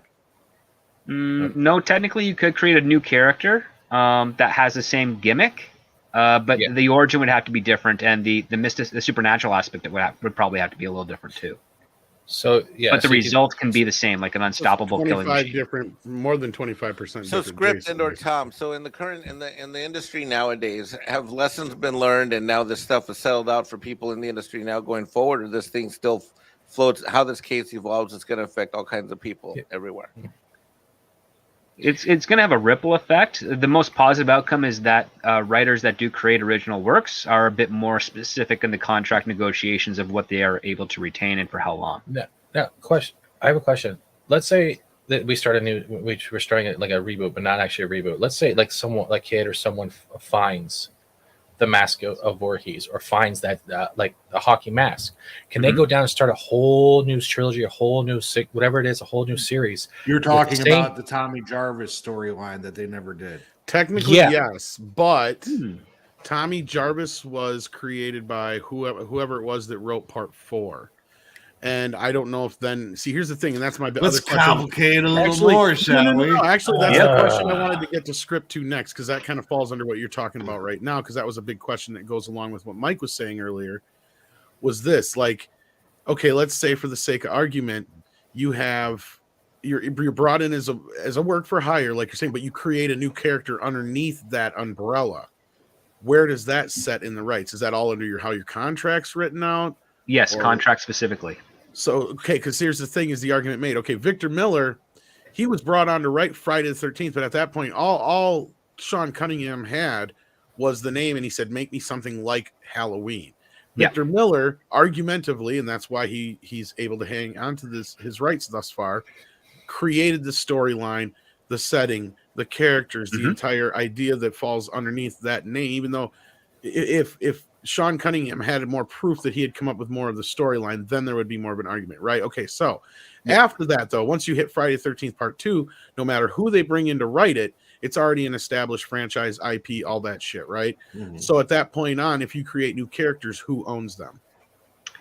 Again, that's negotiated by at the time. So, for instance, the Victor Miller stuff, the way that it was done, because he said, I have the title Friday the 13th, give me something like Halloween for this thing. What Victor Miller had the opportunity, especially in that type of contract negotiation, is that even if he wrote the script, if it was rejected, he could still take that script and use it anywhere else, because it's not predicated on the concept of Friday the 13th. Right. Like, it's a very abstract, but the title almost has no relevance to the actual happenings of what's going on. Aside from they could just change around a few things and write a new backstory, make it a new thing. No, I mean, for the very first film, like the very first film has nothing to do with it, right? So he could have taken that script and sold it anywhere. It would have been retitled something else, maybe like the Voorhees Murder or whatever, or whatever. And that's primarily why he won. Yeah. Now, could have been a troll and called him Josh. Well, let's could have done that too. It also goes to the precept. If you actually created an urban legend story, I'm not quoting those movies at all, but if you turned a new franchise while using the same concept of a murderer or demonic force and made it the story of or legacy of an urban legend, he can still get away with that and proceed to have as many movies as possible, as long as it's not directly affecting the original franchise characters, right? So, to a degree, again, it comes down to the negotiations. Now, let's use the situation that I just awesomely got a few minutes ago. So I have an assignment script where there's existing characters, existing things. I'm going to submit work on a story that they asked me to write, and they gave me specifics. And if I happen to come up with a character before I'd submit the script, I would then go back and say, listen, I need to renegotiate for this character because this is the character that's going to achieve the goal of your story.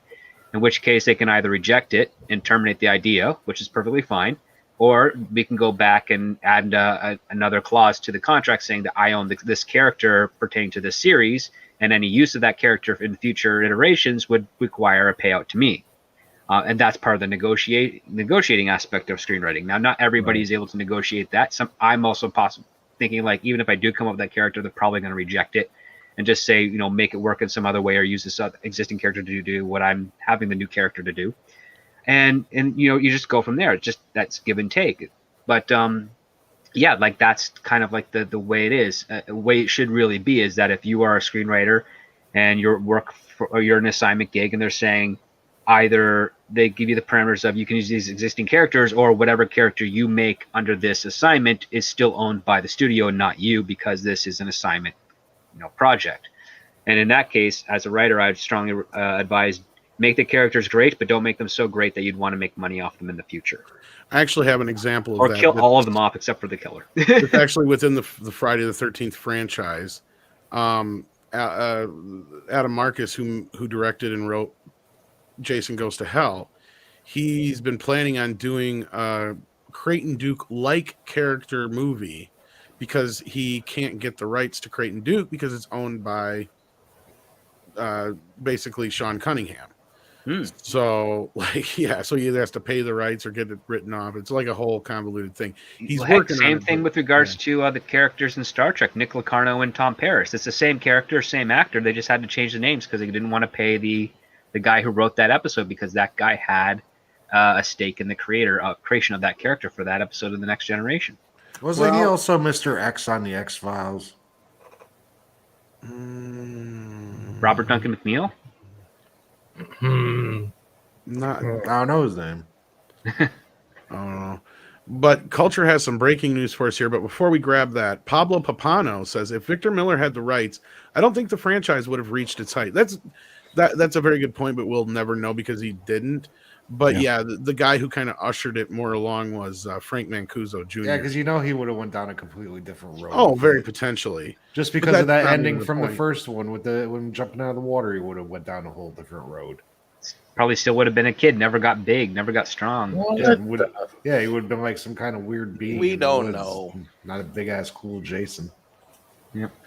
But yeah, so like you never know. But at this point, I don't think that doesn't even factor into the case, unfortunately.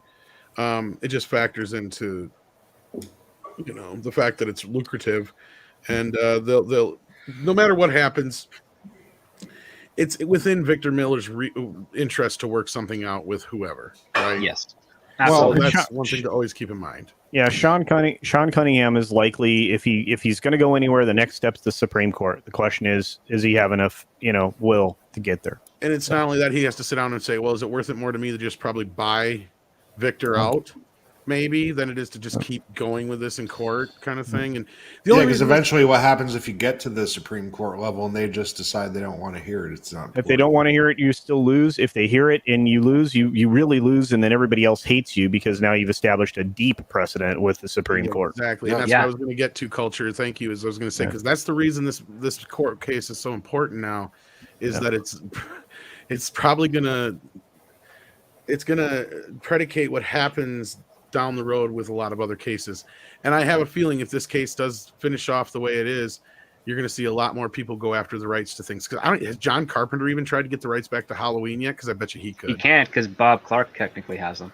Oh, really? Because Bob Clark created that template with Black Christmas, and he gave it technically through permission for John Carpenter to do the same thing for Halloween. Okay. Weird. And that's what the estate there. And the thing is, the reason that they're still able to make Halloween films is because there's still an understanding and friendship between that estate and whoever owns the current Halloween rights today.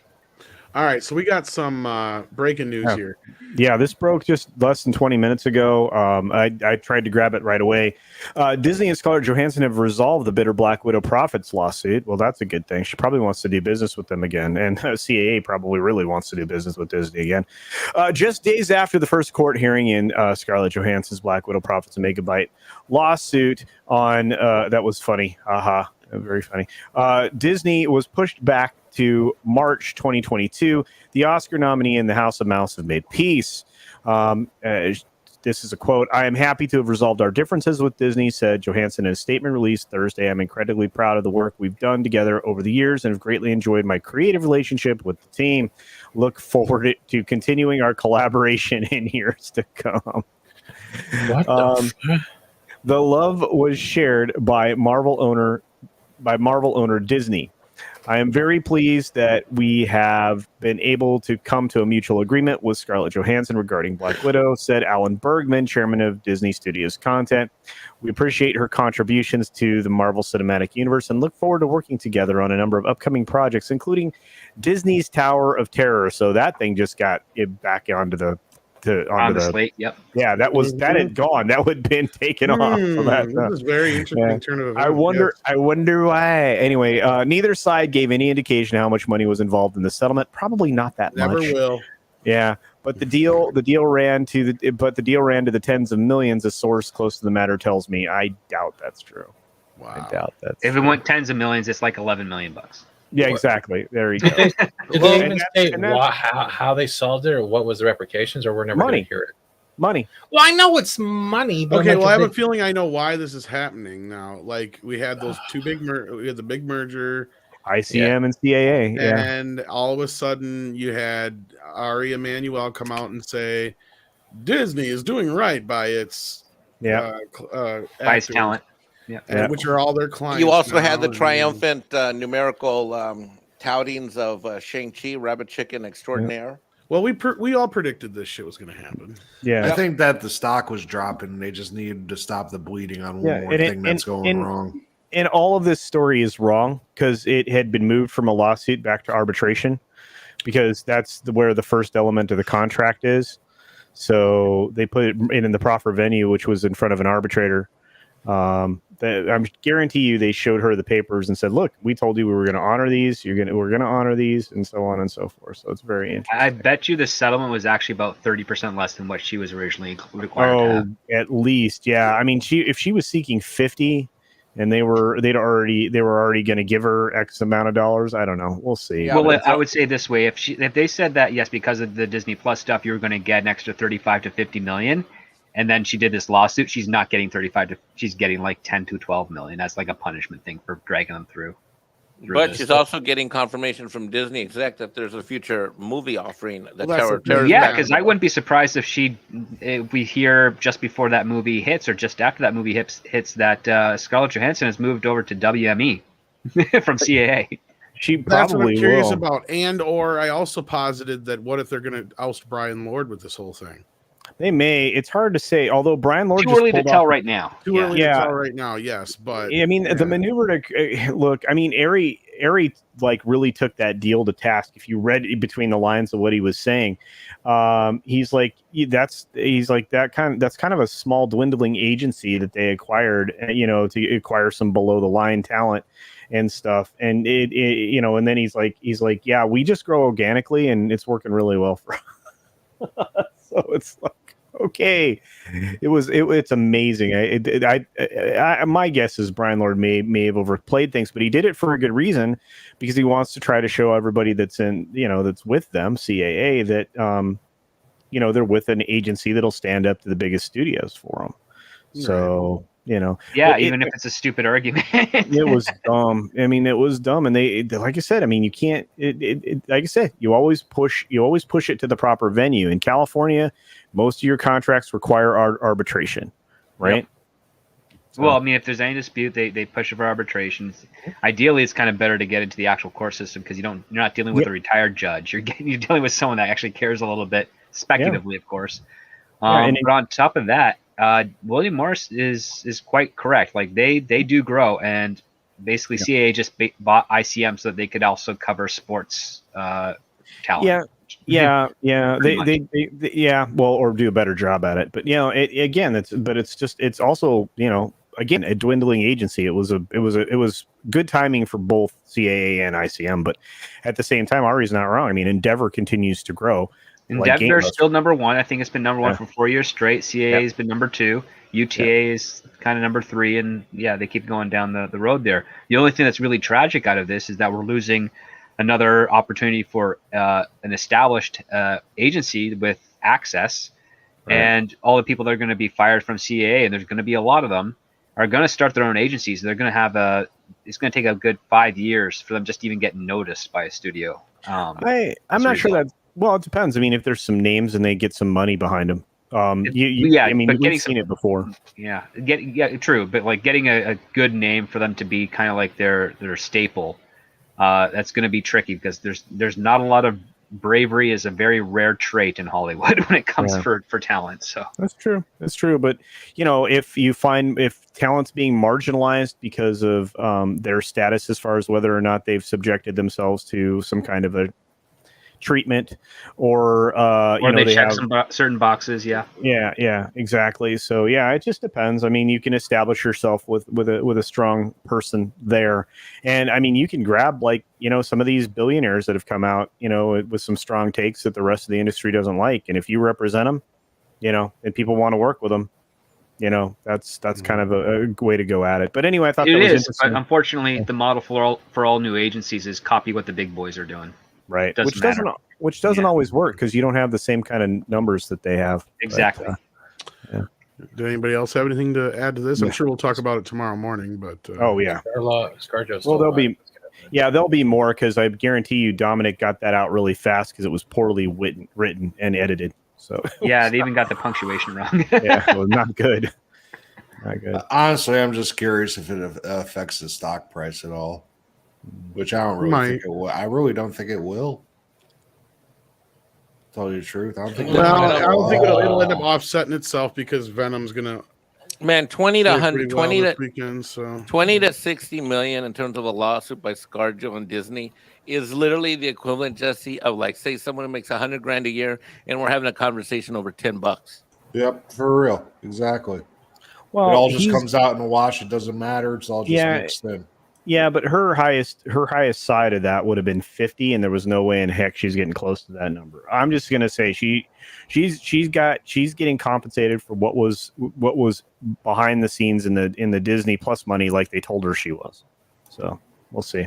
And me too. I can't wait to hear what Cameron says. Cameron should be here tomorrow morning, I believe. Yeah. So. My only last thing with the way it might affect the stock price is that the stock market has nothing to do with finances. It's purely psychological. So if enough people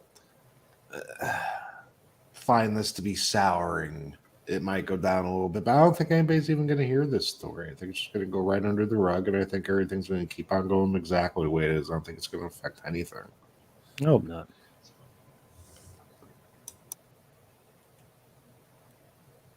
This is an interesting one, right? So, Mike, what you got here? Well, hot off the press from an hour ago. Let's see. Hold on. Where's my link here?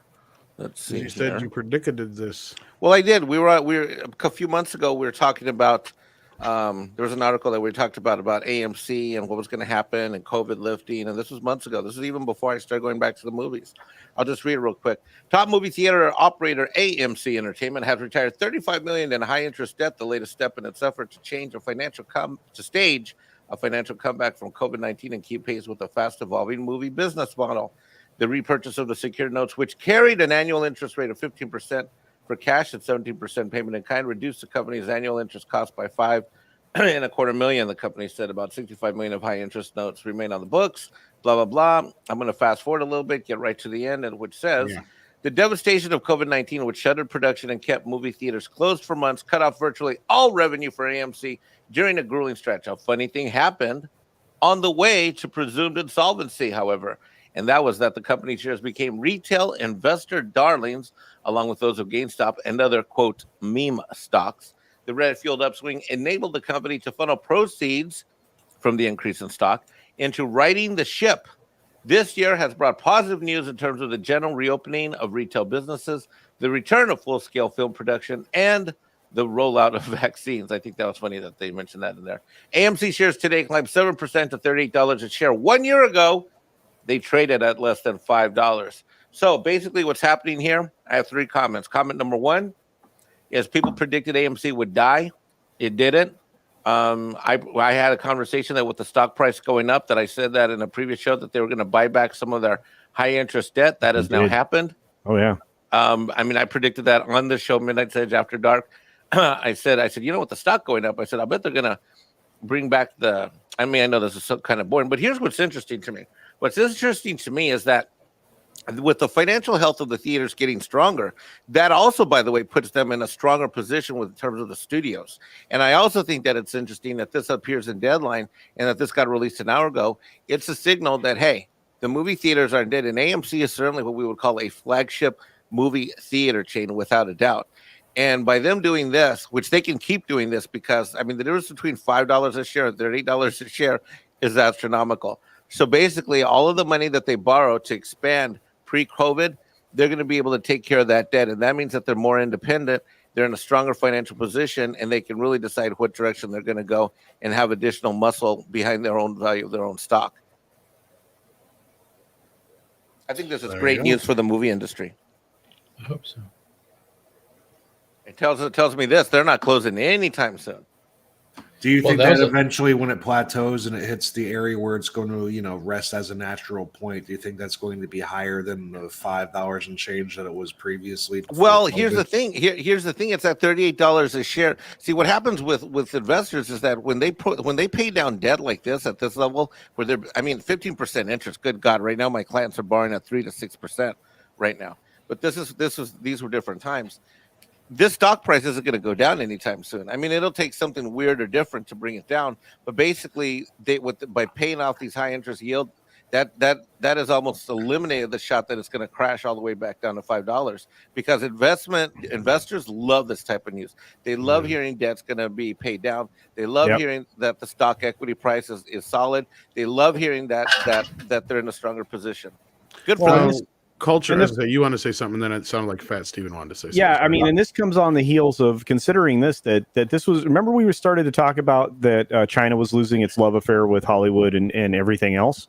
Wanda Group sold off $429 million of investment in AMC. I had to pull the story back up in Forbes. Way back in May. So this was part of, essentially retail investors getting AMC out of hock with that particular company, the Wanda Group, and at the same time putting them in a position to retire debt, which is exactly what current leadership there told us they were going to do, Mike. They said that in the last quarterly. And again, they staved off, the rating that was happening by all the, short sell, right? They essentially the Reddit folks and the people within the stonks, they pushed off, they created a short squeeze, and it put a lot of the bad guys in a rough place, which was really very good. And if we could do that more and more frequently as retail investors, it'd be completely worth it. Because if we band together, as retail investors, we can defeat some of these globalist minded, jerkweeds, for lack of a better term. Yeah, Steven, what were you going to say? Sorry, I got to take my phone. No, pretty much it was a question, because I remember last year, even some of this year, when AMC was going down and everyone was like debating like that we might lose AMC. It feels like the amount of effect going on is theaters aren't going to give up, especially AMC. And it sounds like a kind of like a ray of hope in a way that not only investors are happy, but people will actually get to enjoy going to another format of theater rather than just stick to the normal ones still out there. And right. I like hearing the underdog story. I think overall people are just getting fed up with all of the streaming totalitarian shit going on in life in general, and they just want to go back to normal. People want to get out and all that stuff, and Jesse, people want. But here's the other thing: a few months back, around that time, you were just talking about culture. Contrary to popular belief and what other people will tell you, I wrote a video, and in said video, a lot of people took us to task in the comments because it was stated that studios will learn that they need the theaters a hell of a lot more than the theaters need them. And people said that's bullshit, that's hilarious, blah, blah, blah, blah, blah. But look at where we're at now. What did I fucking tell people? They will find a way. What did I tell you? Well, nice.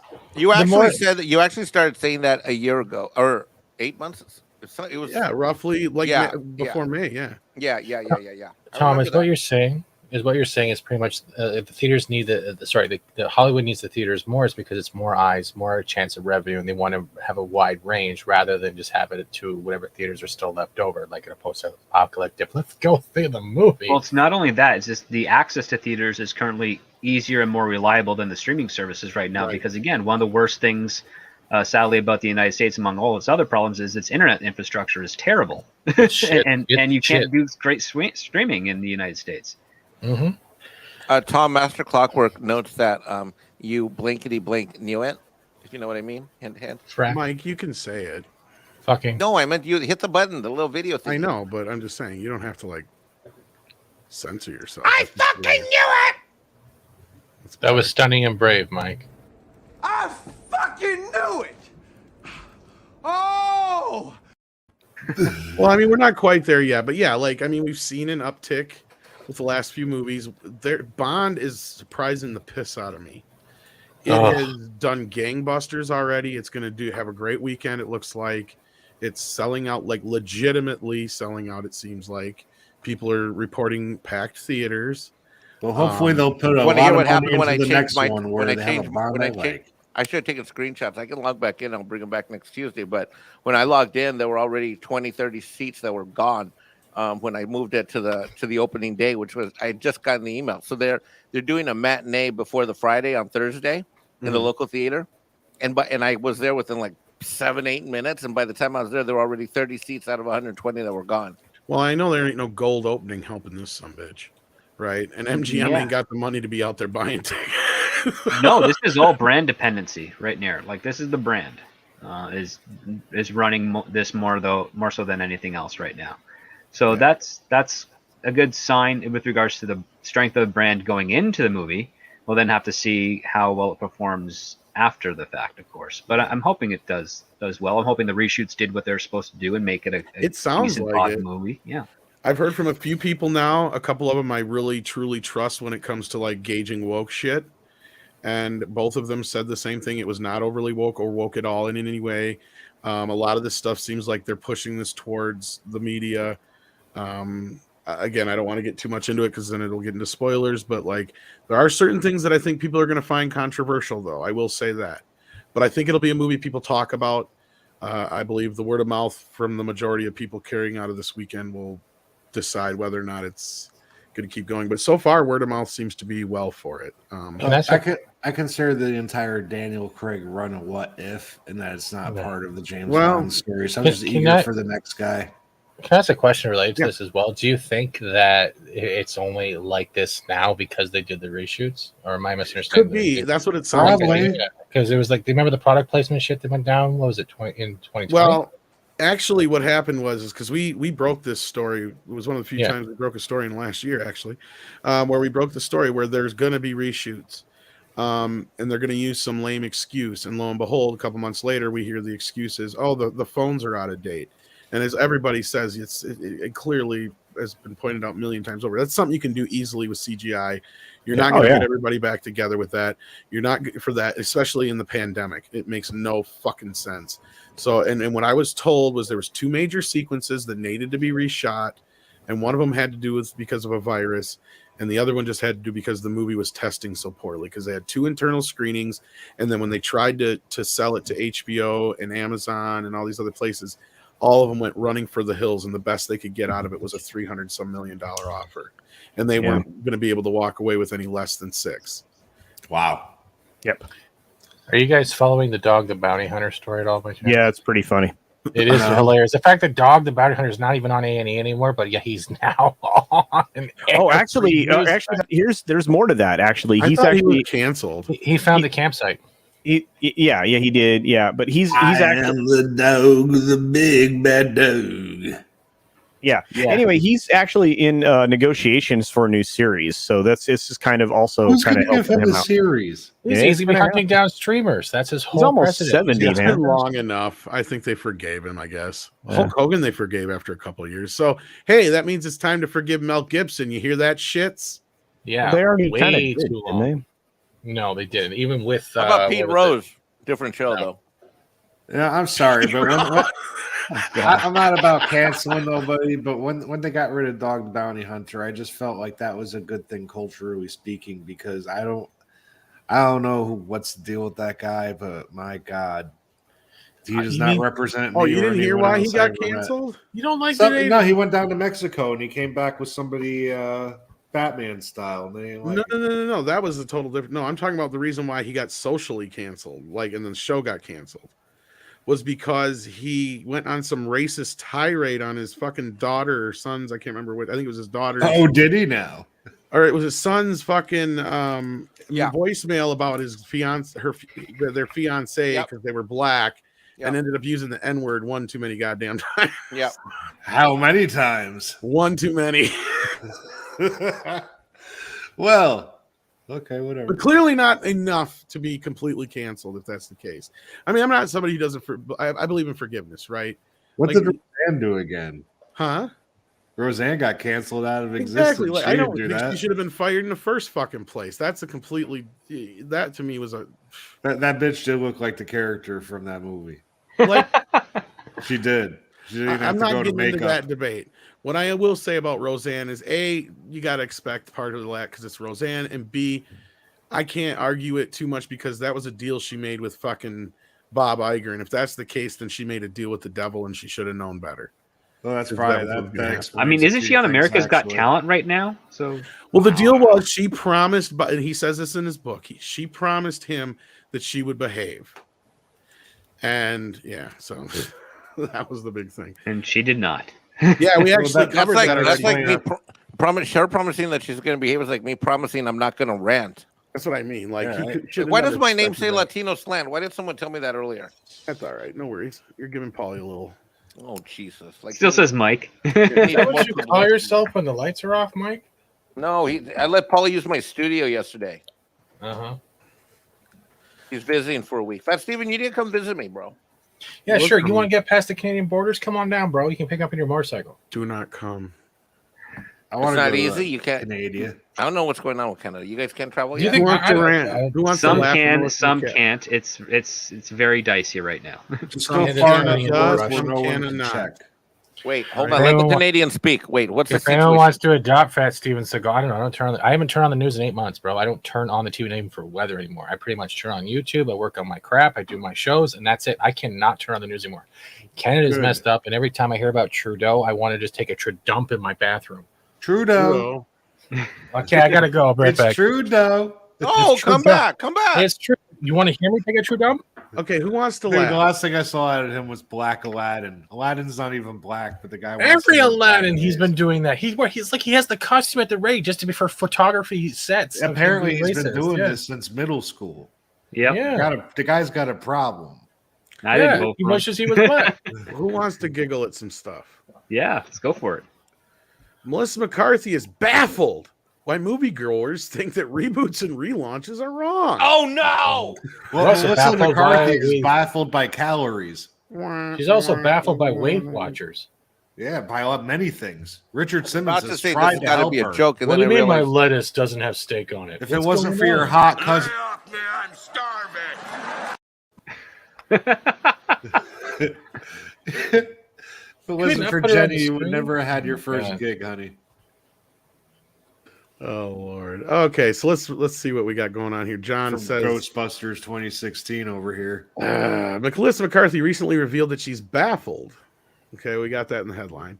While We promoting her already do. upcoming film, The Starling, okay, McCarthy did an interview with Yahoo Entertainment's Kevin Palawi, where she was asked about her thoughts on the. Why would anybody ask her about this? Somebody asked Paul Feig about it the other day again too.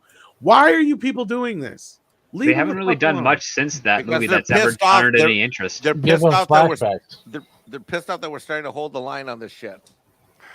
Well, I know what it is. It's because the new movie's coming out. Yeah, and they'll come at her more. Think about it. When this movie actually drops, the new Ghostbusters drops, everyone, all you're going to hear is these guys coming out of the woodwork. Just like, remember me?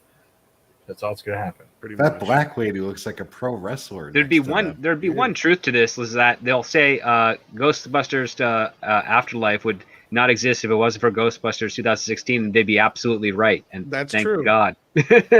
Legarine says, finally here. What a wonderful crowd. Looking over the panel here tonight, what I wouldn't give to be 20 years younger and a woman. Push the button. I hear you. I wish I was queer so I could get chicks. I'll be queer. Yeah. Wait, what? Oh my god, the logic here is just all wrong, Tom. You never heard that song before? No. It's a Bloodhound Gang song. You're going to make me sing it? Yeah. No. Can you do My bad friend touch? Barry Vandergrist keeps me in home ec class. Later in the afternoon, some guys in the locker room kick my ass. Oh, speaking of I songs, say, guys, Tom's working I on like some monster new trucks shit. too. Want to see how many push-ups I can do? I just wish I was queer so I could get chicks. Dig guys that are queer. Guys that don't dig chicks, that don't dig guys like me. See, I'm not queer. I'm too ugly. But if it was, just imagine how great it would be. You know what they call that, right? They call that a fairy princess. You got it. You've never heard of the Bloodhound Gang before? Come on. No, I know Animal Planet or Animal. Oh yeah, Channel, everybody knows Bad that touch. song. Yeah, bad touch. That's it. Yeah. Action.com asks if Bond is successful, who will get the credit? Apple. Well, they're trying to give it to Phoebe Waller-Bridge. Yeah, they're trying. It's not Hardcore. working. She needs Yeah, the credit. That's why Indiana Jones looks great, right? Yeah, when you take a look at the credits, just look for the very last name after the word and that's probably the person that saved it. Unless they reorganize it so that Phoebe Waller-Bridge is at the end, which is then a lie. Goddess of Whim, thank you. At least somebody knows. Oh, well. She had the volume off. She couldn't hear it. It was only subtitles. Bullshit, it's a good song. McCarthy responded by stating, there's no end to stories we can tell. And there's so many reboots and relaunches and different interpretations to say any of them are wrong. I just don't get it. That's going to leave a mark. I don't get the fight to see who can be the most negative and be the most hate-filled. Everybody should be able to tell the story they want to tell. If you don't want to see it, you don't have to see it. If you don't like my politics, don't buy my book. And that's the thing, Melissa. Nobody wanted to see your fucking movie. Whoa. Well, let's back this fucking train up into the station here. You can reread that whole goddamn thing if you want. All right, just to illustrate my point. This person should never be allowed to speak about politics because everything that you just said before that leads me to believe that I thought I was listening to a kindergartner. How are you going to fathom what the hell is going on in the world or even in this country with politics? But Jesse, every single one of these people, including even people that represent us in government, sound like they're 4-year-olds having a temper tantrum all the time. They are unwilling to talk about things logically. They're unwilling to offer any effective conversation, argument, any of that stuff. That's true because they've been working on a plan for the last 30 or 40 years, and now people are screwing with it, and they really don't like it. It sounds like literally like remember everyone's had that X where it feels like they're upset about something, and you ask them to prove it, and they keep bringing up something about washing the dishes 14 years ago. And you're like, well, you're still holding that over my head. And this is pretty much sounds like she's whining about Ghostbusters, and they didn't like it. Get over it. Scroll up to the fat bitch superheroes. Which one? Let's go down. I saw this on one of the streaming services. I started laughing. Oh, Thunder Force. What the hell is this? Yeah, Thunder Force. How old is that woman on the right? She looks like she's about 60. What's she? That's wasn't she on Touched by an Angel? Spencer. Spencer. Yeah. Who? Octavia Spencer, isn't it? Or Spencer? Is it Spencer or Spencer? You're gonna need a little more hints it's here. Spencer, like Spencer's Gifts. Then there's no end. John fucked it up. Probably. Nice going, John. You know who else got fucked up? First the back of them pants. You know right, what, he'll fix it. I can't give him shit for not giving a shit. Okay, like the costume department must have been constantly fixing these costumes. He'll see it in the morning. He'll fix it. It won't be a don't worry about it. Everyone on Twitter tag him and go, hey, you forgot an N. Everyone just do it now. Again, honestly, that's one of the I've seen a few of his mistakes, and that's one of the ones I honestly could give a shit about. Like, I probably wouldn't even have noticed it had script not said something. Listen, on Bounding, they are surprisingly few and far between compared to some of the trades and the bigger ones. So, like, yeah, don't worry, he'll fix it. Very true. So, like, again, I'm not trying to give him too much shit on it. So, yeah. No, it's just a friendly ribbing. He knows it. Okay, so like, do we really need to get into the obvious here? No. The shit that we haven't said for the last 2 fucking years about this. I mean, come on, Melissa. This has got to be one of the most tone deaf, fucking reeing, fucking bullshit things I've ever heard somebody say, because nobody liked their movie, and now they're doing the movie that everybody wanted in the first place, and they would have just liked our movie. That things would be so toxic.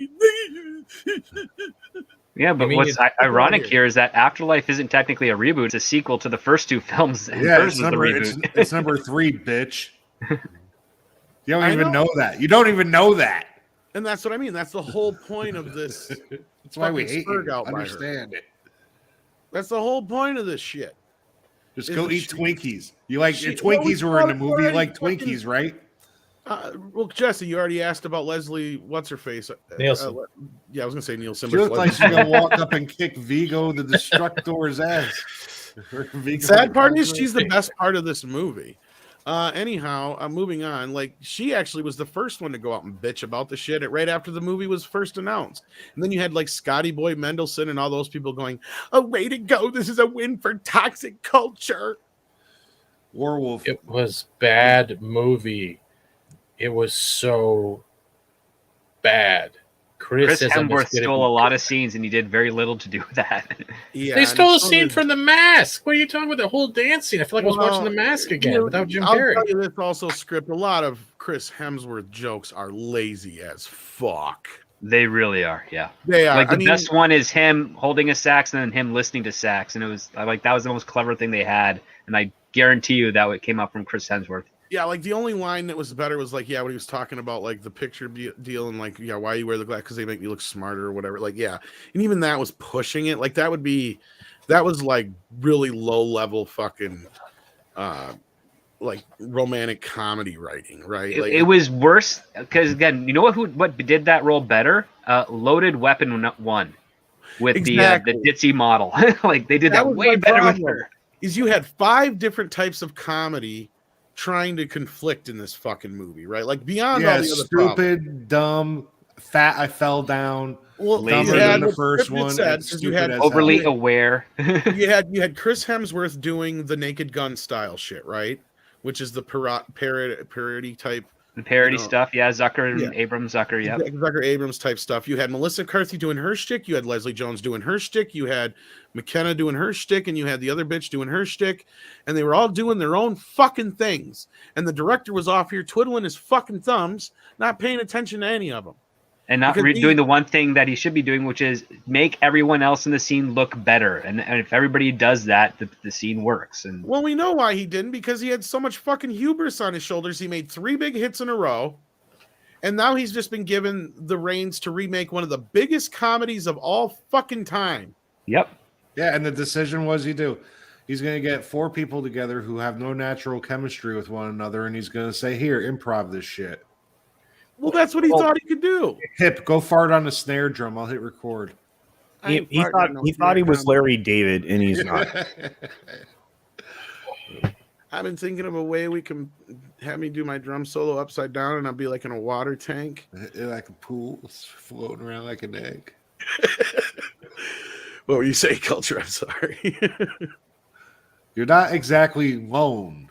Airhead is a much funnier film. Go ahead, Culture. Oh no, I was just going to say, look, he's not the guy isn't Larry David, right? And he never should have thrown the script out the window. And the best video on it, believe it or not, I mean, obviously, Script does amazing videos on stuff like this, but the best video I saw about this was Drinker's video, where he breaks down that in just one scene, the elevator scene. Yeah, he shows the elevator scene. This is how we get introduced to the idea that these are dangerous. These are dangerous tools the Ghostbusters use, and then they show the ridiculousness of Melissa McCarthy shooting around like in the alleyway. Yeah, which is stupid, right? Versus cringe, the 12 second fucking cringe. 12 seconds, right, to get that whole thing together in a comedic way that gave you a laugh while they're rising in the elevator. It was incredible. And then you juxtapose that, and it's like a multi-minute scene, and it's not funny. It's story economy, man. That was the best part. We had. Sorry, Script. Go ahead. Sorry, I was gonna say that's the best part. You can even remember it pops in your head when you talk about the elevator scene. You're literally seeing Egon just going, "I'm gonna get back in this fucking corner." I'm just gonna, hey, you blow up. I love that bit. Yeah, I love that. His face is perfect. Well, the best I line mostly is like, blame myself. yeah, Switch me on. So do I. So do I. Here's the other aspect too. Is that entire sequence is them using the proton packs for the very first time and us seeing them for the very first time. Whereas in Ghostbusters Answer the Call, they're just testing it out and we're watching them do the test, and it has no actual impact on the characters or what they're trying to achieve because it's in a safe, controlled environment. The other guys, they're in a freaking hotel and they almost kill a poor, maid on the 20th floor. What the hell are you doing? I love how in the elevator they're also deadpan because it's so in the moment of the movie with the tension. Well, that's why the because movie you are. works. It's at that moment, like before a battle or something. You know what I mean? Where it's like you almost wish you had them liquor balls. Whoa. Wait a minute. Yes. What? I forgot to tell you. Don't cross the streams. Yeah. Why? Cross would be bad. Imagine every atom in your body exploding at the speed of light. Total protonic reversal. I would rather have that than watch Ghostbusters 2006. Well, no, but I got to do this real quick. Stick. Come on, somebody. How many sticks is that? That's a lot. How many sticks is there? Only a few people are going to get that joke, evidently. Oh, man. Warwolf says, hey, that reminds me, if someone does an adaptation of someone's work who actually holds the copyright on it. Well, you have to get the right, whoever license it out. Yeah, you have to license it unless it's public domain. Yeah. That's more of like a pimping situation. Yeah. See, in this case, Sony had ultimate control, so that's why they decided to go with Paul Feig instead of allowing Ivan Reitman to make Ghostbusters 3 initially. And I know there's an argument between whether or not Ghostbusters 3 is a 3 actually because of the video game and whatnot, and you can go by whatever way you want to go on that. I don't care. The video game's a spiritual 3, but really, they had their own ideas. Until we see Ghostbusters Afterlife, and unless there's an actual nudge to the game, then I'm just gonna figure it as an also Rand or whatever you want to call it. I think some of the toys that we see in the Ecto one that's in the trailer is part of the game, so. Could very well be. There you go. That sums it up right there. Where we forgot the no smoking sign above them too. Greatest, no smoking sign. And then they just shuffle it away to the corner as if that's going to save them if it blows up. Look at Aykroyd. He's like, if I'm going to blow up first, I might as well look at my shoes. He's looking at him. Look at the look. Oh my god! Venkman had no clue. No clue. He's just there going, "You're telling me this now?" He's like, "That was your job. I did my part." Yeah. I just realized we have untested nuclear-powered accelerators on our back. I blame myself. And of course, right above his head, the no smoking sign. Yep. What's even better is when Venkman's smoking in the fucking Oh yeah, they're all walking around smoking cigarettes. Or was it Venkman or was it Aykroyd? I can't remember. Aykroyd smokes once he gets off the elevator. Yeah, once he's off the elevator because he has that. Yeah, that is one of the best. You got no idea when I was a kid how much I wanted those night vision goggles he's got on. Well, and that's the other thing I was going to point out that goes off of what Script was saying. Not only do you have that one scene, but this whole entire scene here put together as a whole. You get to learn what the Ghostbusters do, who they are, what they're we already kind of know who they are, but a little bit more about who they are, but also what their equipment is all about, right? We learn what and how the ghosts function with it. We learn what the goggles are for. We learn what the traps are all about. In that new movie, trap for the first they time. hardly ever use the traps once or twice, and then by the end of the movie, they're blasting the motherfuckers and they're just exploding. Like there's zero fucking reason to it. There's only one trap special effects in the first film. Yeah, there was more prominent in the second film where they had the cross runner. They got that one. They were doing the traps. Larry brothers. Well, no, I mean, that's what I'm saying though. But in the 2016 movie, they establish a trap, but they only use it once. After that, they just start blasting the ghosts and they explode. But then on top of that, you close this sequence out with the best scene of comedy in some of the best scenes of comedy in the entire movie, where Egon is using hand gestures to convey the billing amount to Peter Venkman as they're improvising what to charge to the hotel after capturing the ghost. Lost in a lot of which is lost in the pan scan, but in the widescreen. Same thing with Rick Moranis' shit in his scene when he's possessed. There's a ton of shit he's always doing, and it gets lost in the pan and scan. But yeah, that's great shit where he's like, but for the entrapment, we're going to have to ask for 5 big ones. Yeah. We have a special on proton charging, and that's $4,000. Yeah. I love the fact it's like, well, I won't pay it. All right, well, we'll just set them free back up. I was like, no. It was so happy good. to doing business with you. You see that? Yeah, this comment is so dark but true from Night Raven. Did Egon die of cancer because of his proton pack experiments? It's entirely possible. I don't know. We'll see. The movie's coming up.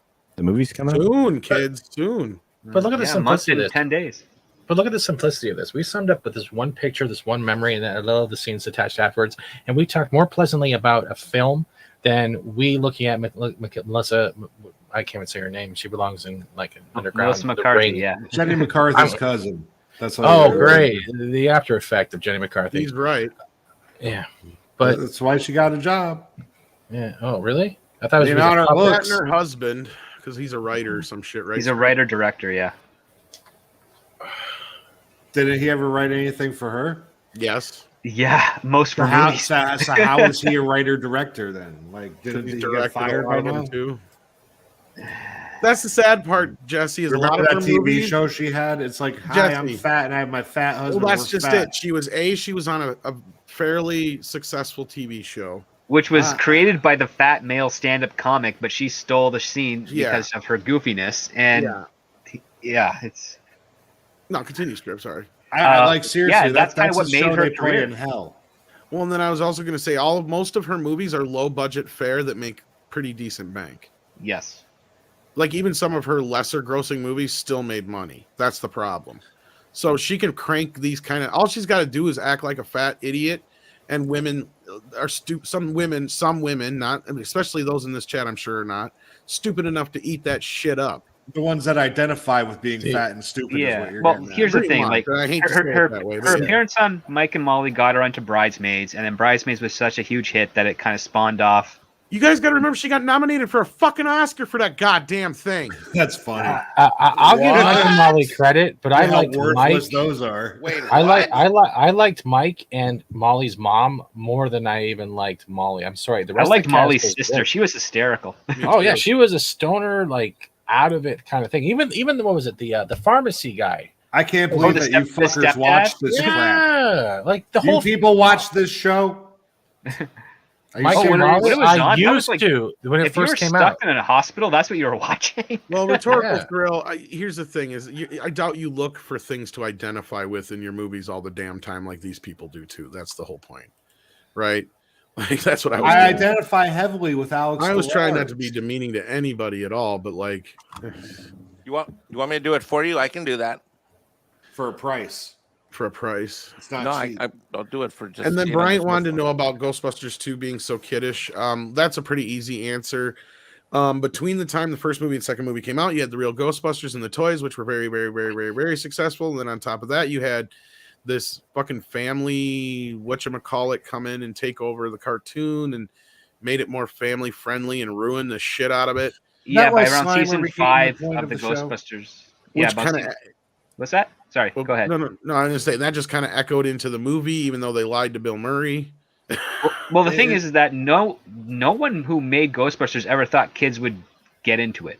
And that was kind of like the shocker. Like, children loved Ghostbusters. Well, because wasn't the original script kind of written more R-rated leaning, and then Columbia's like, no, it's got to be PG so they can make their money back because they spent so much on it. Well, yeah, because at that time R-rated films have a limited theatrical release and limited access to audiences. Again, so they said, yeah, let's do it, PG-13 and whatnot. So they tampered it down a little bit, just a little. They got rid of some F-bombs and because you had the guy who wrote Blues Brothers and the director of fucking Stripes. That's why. So they were expecting it to be like another one of those. Yeah, they thought it was going to be, like a Stripes level thing with some nudity and, some language. But they ended up balancing it out. And what ended up happening is that parents took their kids with them to watch the movie because it was a comedy that it was age appropriate for them, and the kids ended up loving it more than the parents. And then that spawned the real Ghostbusters cartoon. I think the music video helped too. Yeah. And then the music video, and then on top of that, as the years went on, and the franchise just evolved into a kids franchise without them having to go back and edit the original movie because nobody thought any reason to do so, and hopefully they won't in current era, but you never know these days. Yeah. And then by the time they got funding for the sequel, they basically know that their audience is going to be majority of kids and not so much adults. So then they had to gear it a little bit towards there, and that was only maintained to secure financing. But yeah, they did kind of lie a little bit to Bill Murray. Big time.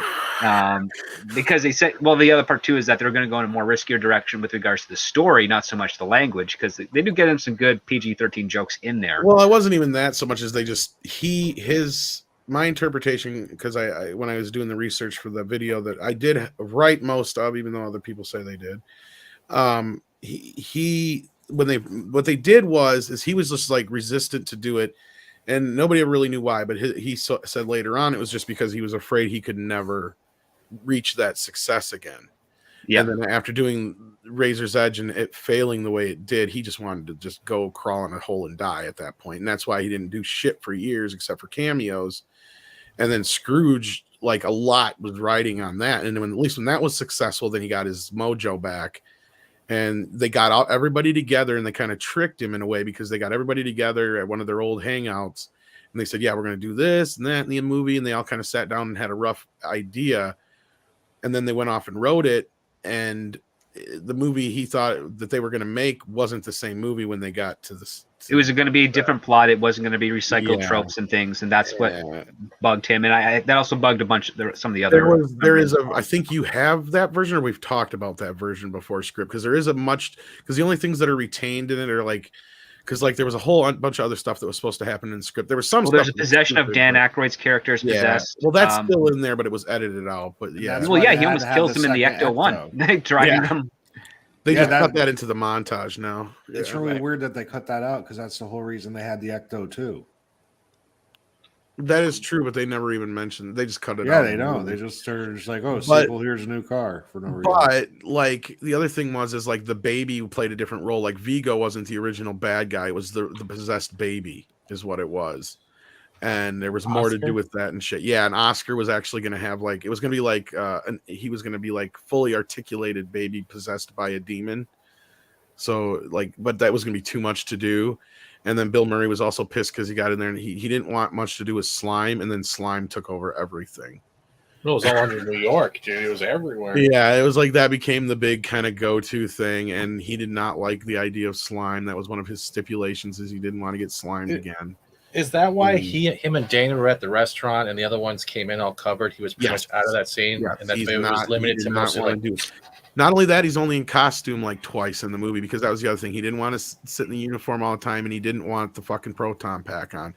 So to compromise, they made the proton pack. I can't remember if it was 5 or 10 pounds lighter.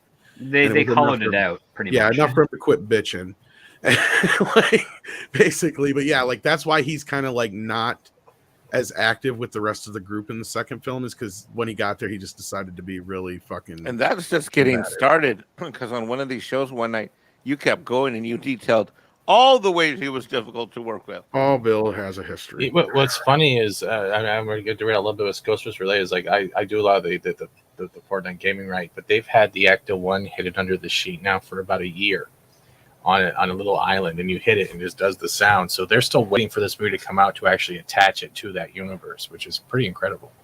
Well, and the other thing with to finish up Brian's question is that they also had a lot more tie-ins. Like they had a Hardee's toy tie-in and a bunch of other toy tie-ins, and so they were really kind of gearing it more towards the kids. And that's another thing that upset Bill, was ILM kind of took over and it became more cartoony ghosts.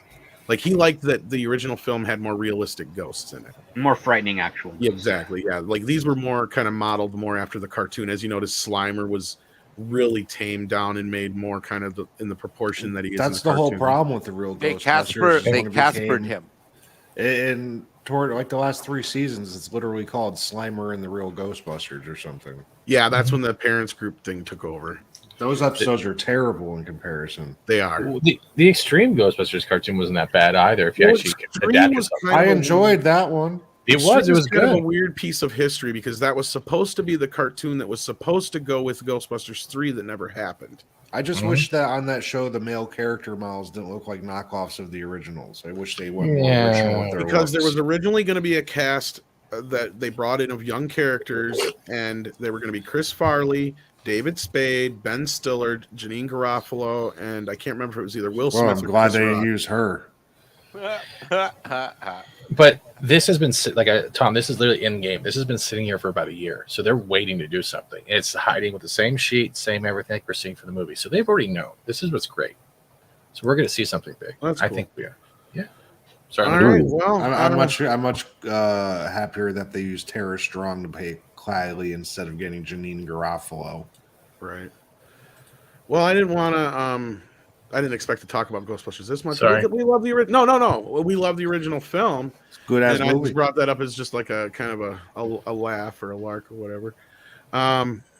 Let's see here. What do we got here? Was there some other stories you guys had here? Dr. Dre and what's this about? Do you guys remember the time we talked about Ghostbusters and had more fun than talking about Melissa It McCarthy? is more fun. Those are the headliners for the Super Bowl halftime show. Oh, we got Dr. Dre and Snoop Dogg and Eminem. Not bad. Oh my God, the '90s are coming back. No, they are, dude. Did you see that? Like Papa Roach released a song, and freaking what was the other terrible band from then? Please don't to say terrible band. Oh, sorry. One hit wonders aren't terrible bands. They're one hit wonders for a reason. It's like saying Everclear. Yeah, Sorry, we're not all Neil Diamond culture. that's true. Like a rhinestone. I am my God. Sorry, I had that one saved for about 5 months. They're coming to America. Don't get us hit. Today. All my songs sound the same. They do a little bit, but then they sound different. Love on the rocks. Yeah. I'm kind of triumphant, but then not so much. This show is not getting converted into a karaoke show. It's not happening. Okay. The other bit of news that you sent me here, it looks like it's from Fat Steven, says Sister Act 3 found a writer. I know we talked about Sister Act 3 was coming, and they evidently found a writer. They found a writer and a director. And a Yeah. This is a weird setup. Interesting. Spoiler me share- alert, they wall Whoopi Let me Goldberg share up it. in a convent. There you No one cares about this. But yeah, real quick. go. The All right, third you get 90 installment. seconds, Fat Steven. The third installment in the Sister Act franchise looks like to be gaining momentum as. Wait no a one minute, it cares- can't be the third one because the first two don't exist because diversity wasn't a thing before 2000. That's true. So the first fictional Sister Act films that don't actually exist in the franchise that's making a third based off fictional stories that happened beforehand. At Disney, sources tell Deadline Tim Federelli? Federally. Don't care. Oh, is it Has been brought on. Federally. Sorry, I still don't care. Has been brought on. I like Federale. I like Federally too. To direct Any Trejo. Man, That hurry. makes Mike run. No, I'm I just say Machete now. now I know what it feels like. Has been brought on to direct with Madhuri Shakira. I don't know who the person this is. It doesn't matter. Right. Yeah, it doesn't. Writing the script on the sequel starring Whoopi Goldberg, who has already burned herself numerous times on The View. Goldberg will reprise her role as Dolores. You know what that rhymes with from Seinfeld. The nightclub singer turned nut, and will also produce Vulva. the pick. Yeah. Thank you. Along with Tyler. So Tyler Perry, really? They have to get Tyler Perry to make it somewhat funny? Really? They're adding Tyler Perry into this nonsense. It's Oh gonna my be God. it's gonna be Big Mama's Act. That's what's gonna that be. actually does add a bit of interesting. Yeah. Now, No, is it it? doesn't. Wait a minute, though. Are they No, it bringing him to doesn't, take Tom. over for the role of that one guy that just passed away not too long ago? I sadly forgot the actor's name, but he's in Spider-Man and other stuff too. Because he was the cop in the first two. Maybe. Yeah, he was a Can't good think of cop. his name. Ah, shit. You guys know who I'm talking about, right? Yeah, and yeah, they got the mustache, the one that was always yelling at her because she never could keep under low profile. Yeah, and then he was in the Spider-Man movies as Jay Jonah's assistant, and I can't think of his Oh, name. right. Yeah. Crap. He just passed away. All I not too long remember ago, too. about the assistants in the Spider-Man movie is there was that hot chick with the black hair. Oh, that's The first one was good. The second one. That's sucked. Elizabeth Banks. Yeah, get her on the show. The singing was good in the second one, but the rest of the movie sucked. Isn't she crazy? Well, she's an actress in Hollywood, so isn't that a given? Well, the second one had a Fuji in it. Fuji. Yeah, what's her face? The one that said she didn't want white people to buy her music. So I Oh, forgot that's her okay. I name. still haven't bought her music. And this was like 20 years ago when she said this. I don't shit. buy anybody's music. I watch the videos on YouTube. What are you talking about? I got Napster. The chick who sang "Strumming My Pain with His Feet." Refugees. The Fuji. Hill. She's a Lauren Fuji. Hill. Yeah. Lauren They're Hill, trying to yeah. make a comeback. She's all bitchy. No, well, she's in the second one is all. No, well, back then when she was like all big and famous, like she's like, I don't want white people to buy my music. They don't understand it. Wasn't it the Really? song It's not Ready that or complicated. Not buying your album? It's Wasn't it really that one? simplistic, actually. It's like ready or not, here I Not come. buying your music. Yeah, I we don't gotta want people learn with that all the thing. money to buy my shit because I want to be broke. I Actually- want to complain. I'm going to throw down here that Ready or Not, if you can find the drum and bass version of that, it's very well done. Very well done. That's all I'm going to say. Sorry for killing the vibe. No. It's all good. So yeah, we're getting it. We knew this was happening, but now this is happening even more so with Tyler Perry. It's like definitely in the movie. Fuck that. Oh god, And- now it said something about Glad. So they're Dude, gonna try that- and make it fucking like more like Glee. You watch. I This most- suppose. Glad. I can't Award-winning high school, the musical Oh, there you series, which he created and exec produces. The show is currently heading into its third season. I never watched it on the streamer. The streamer? He doesn't know. It doesn't On matter, Disney dude. Plus. They didn't think No. anybody was going to read down that far, dude. I'm actually paraphrasing because I lost interest after seeing Whoopi Goldberg. He's He read is by rep by- CAA, surprisingly. It looks Yeah. like words, but my brain keeps making fart noises. All I want to do is get a Sharpie out and start coloring in all the O's like I did in most of my textbooks. That's pretty much all I Oh, want look, to do right 6 now. in the chat. And look, then they announced Ryan. What? Johnson.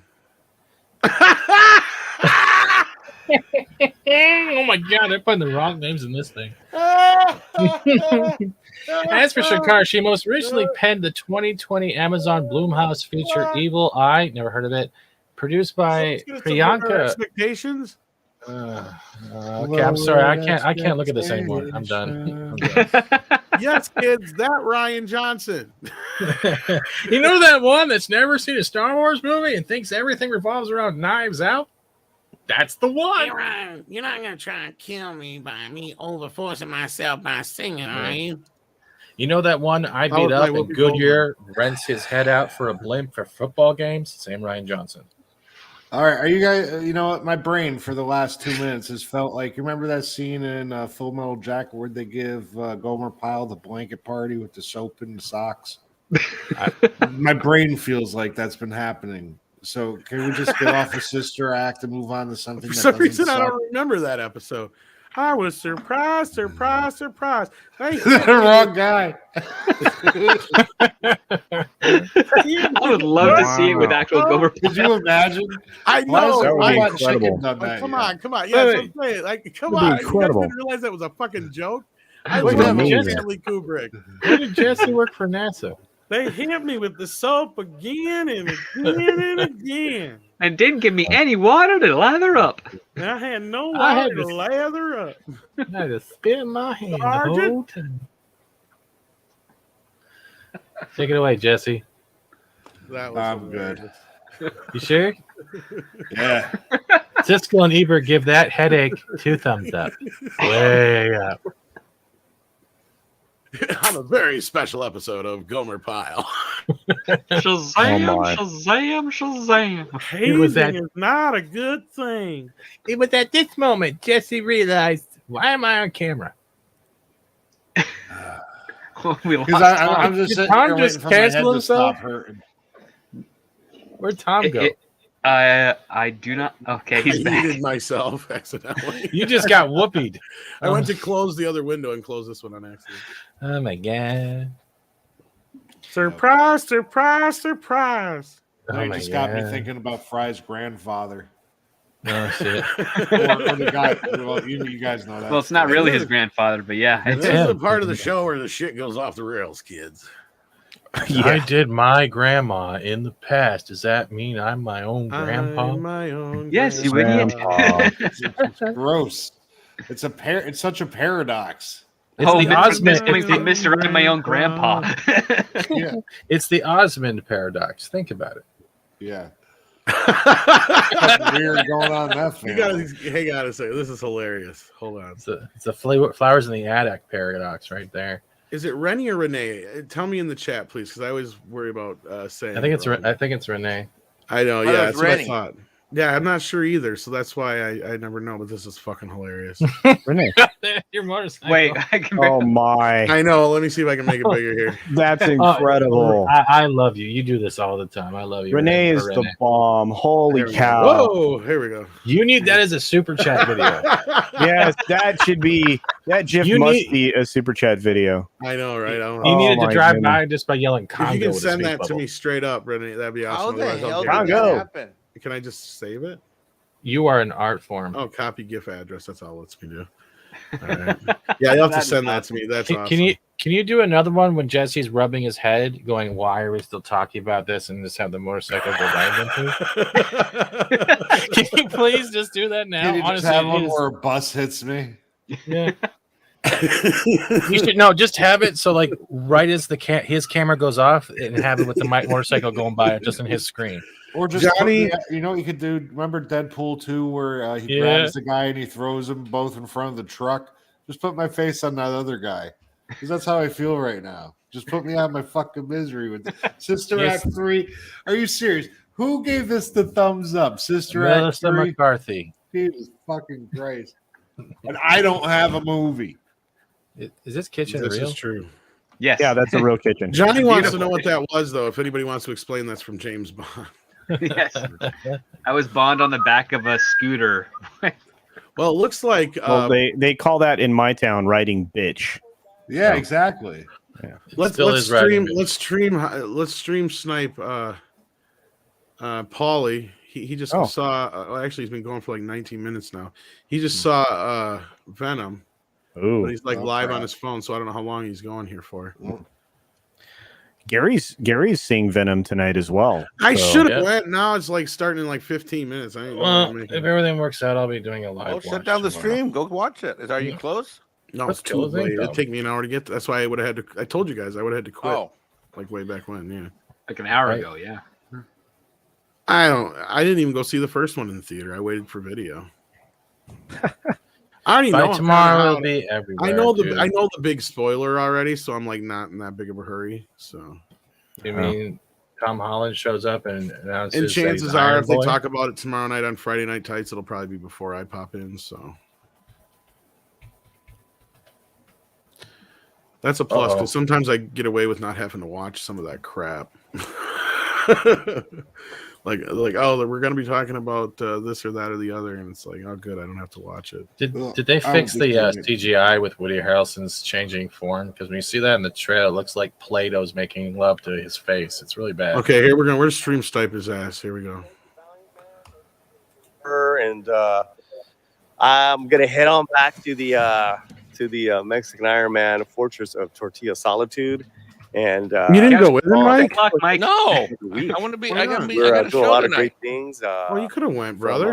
No, dude. I'm here. Training to They didn't have a tortilla getting a lot of anyway. business done, and also to shooting shows. So I want to thank everyone for being here and hanging out with me. He does not know how to hold a phone. No, he doesn't. We're stream sniping Nope. you. Quick review for Emmy live crowd. Hey, Mead. Tom, you want me to do it now or I don't understand? Okay. No, we don't. Okay. Out here. just wanna Here we go. swipe Let's you. do this really quick. Tom, tell him that Mike's going through Paulie's stuff. For Mead. It's got that Miami Vice style going. Oh no. What the hell theater is Hey, he Paulie at? here, This looks just got out of nice. the movie theater. Now he's all jittery. Screen. Great. Probably jumping on the Um, Wi-Fi. Great screen, great movie theater here in South Carolina. While I'm visiting Mexican Iron Man and his Fortress of Solitude of Tortilla-isms. So, Carnage, Tortilla-isms. a lot of fun, kick ass. no political agenda, nothing. By the way, I want to note that he's wearing my Welcome to the Rebellion hat that came yesterday. I was kind of looking, and yet I was, just enjoying myself. The highlights. Tom Hardy, Woody Harrelson are amazing. I think they're just silly, over the top, twisted, dark, unique. The dialogue was really fresh. The what else? Then the story was fresh. Tom Hardy co-wrote the story, so I don't want to give any spoilers out. Yes, there are end credit scenes. Yes, there's just one. There's just one. So you don't need to stay for the whole credits, which I did. So can I have my hat back? That is my quick review on Venom. Let There Be Carnage. There's a great cast. The CGI I thought of Carnage was really cool. And I'm coming at this as a complete normie, guys. As a complete normie, I didn't even see the first one, honestly. All you need to do is play the video game Maximum he ain't Carnage. Getting it back. My hat's in LA. The greatest game. Well, I'm gonna have two now. One for me, one for Romy. So no, he's not. Yeah. Give me my hat back. That is those for the MEAD crowd just getting here. That is my my 2 cents. Wow, culture. That's me putting on the hat just to antagonize Venom, Mike. Let There Be Carnage, and that's really it. Let's see what you guys have to say. Midnight Edge. Okay, what gay thing? What? Okay, we got some super chats, and I want to read them. Fat Steven Seagal. That was a popcorn. Yummy. Young neurotic. Fuck the popcorn. You got him get away from the gay question. Oh, wait, why does it disappear like that? Polly made me shave the beard. I miss a young neurotic. So he's not gay. There's none of that. It's a Bert and Ernie, the odd couple relationship, which is completely both sharing the rubber ducky? strange and dark and twisted, and it works. They're symbiotic, which I will spoiler say that Woody Harrelson's character and Carnage are not. Hey, Wookie. Okay. Hey, Mike, thanks for letting me borrow your. The concept of the movie star. Hey, Mike, thanks for letting me borrow your hat. Wasn't the whole he's a great star. Venom coming out to the world, not coming out as being okay? I think that's it, guys. Mike's going through your. Tomorrow. Yes, no. Okay, well, that's it. Midnight Edge is stealing your content. It's all right. I steal theirs all the time. Mike's going sounded like you said Mike's cunt. going through my stuff. And credit was nutty. Dr. Plague, Mr. Plague Doctor. Yeah, I mean, there's two big questions I have, but I don't want to give any spoilers. What one has to do with the lead detective, which was a really great character, played by a British character actor who was in Snatch. He's been in a whole bunch of stuff. His character has something going on at the end. The other thing is not only the end credit and what everyone's been talking about, but there's something else that happened in there that only I can explain as very strange. I told you, motherfucker. Okay, did I read all the super chats? Because Mike, why are you selling his socks on eBay? Say hi to Culture for me. Someone just say JPRPH1 just subscribe. Gracias. And I think I got all. I fucking knew it. And yeah, Valiant, I do think you should do I do think you should do a video, brother, and get that information. And Mexican Iron Man says, you're definitely not taking that hat back to LA. Well, Mexican Iron Man just got his first lesson in Brazilian Jiu-Jitsu today from yours truly. And I'd like to see him take it off my head. Get the lightsaber, Mike. I'd like to see you try that, brother. Meet him at the door with a fucking lightsaber. I want it on tape. All right, and a puppet. Do it with a puppet. He gets one lesson, in Brazilian Jiu-Jitsu, and the guy thinks that he can all of a sudden hip escape me to death. All right, right? Yeah, you don't even know. You don't even know. Here's the next movie I want to see, Tom. Valiant, The Many Saints of Oh, Newark. I heard bad shit about that In the one. theater. I'm so here, man. I'm so here. I heard it's like a bad pilot. Oh, I look heard at that. it sucks. I hope not. Look at that poster, man. That poster's sick. Should I That tell him? poster- Should I No, tell him? no, let him be disappointed. So that is the next. Tell him it got great the reviews. I'm gonna come back here to this theater. It's like right down the street from the tortilla farm. Cry macho. Ask him where So- his mask is. That is Yeah, it, where's my your good fucking people. mask, dude? We don't wear them out here in Where's South your Carolina. I think it's time to turn off the lights here. I like Okay, how I'm all getting of them- some more. Oh my god, I'm getting some more. He's getting all the super chats. I'm getting some more super chats. I love it. Daryl bought Classic. his socks. Valley Renegade, Polly already gave away your mic, monitor, the other night as trivia prizes. Suck it up, Mike. Oh shit, that's funny, man. That's funny. Hey, he's got a nice setup there in Tacolandia. Mexican Ironman for $5. Lightsabers at dawn for my hat. The time it takes for you to lift up your lightsaber and turn that shit on, you will be flat on the ground, my friend. That's how. Oh, is he jiu-jitsu really talking guys work. smack after you kicked his ass before? I'm just letting you know, brother. He's so talking yeah, shit. yeah. You gonna let him talk to you like that? No, do sorry, not. Bob If Tom. I- No, I'm I will not. fight you and Mike for the hat. Ah. What you gotta do is set up a live stream Oh, later with Steven, all you're the lights funny. in your house off, and I then just just have bought the lightsaber go Latino on. slant socks on eBay. What? Just listen to Polly scream. What the heck is this? on where now. is your This one mask for a lightsaber goes on, you mask? start Let's whooping just, them. let's just say this: if his lightsaber is Tom, involved, where is somebody's your gonna get mask? X'd out. If you know what I mean. Tom, where's your mask? Oh, where's He your doesn't know mask? that the lightsaber's on a 10-foot broom I want you handle to and film it from can't like 2 or fight 3 different back. angles and send me the raw footage, and I'll edit it really cool. Like, Okay. Oh, look! The mask Goddess Lamb, question, and thank he you got so much for canceled. the super sticker. Look, the mask question, and he got Tom asked. canceled. No masks. No masks. Yeah, Kitty Bear. I'll be Mike happy is to add some getting- special effects and stuff, This Tom, thing if you keeps want to popping kick out, it up. guys. No Mike masks, no is- mas. No mas. Good lord. I can't see what Mike the is getting sticker out is. his lightsaber. You better run, Polly. Nah. Okay, It's a here's little the thing. fox dude with hearts. It's Do you still know catching up. Brazilian Jiu-Jitsu? It's a little Shiba Inu dog. Read by Yes. nature, I'm a black belt. Yes. Thank you, I'm a Goddess black belt Lamb. teacher. Here's the thing.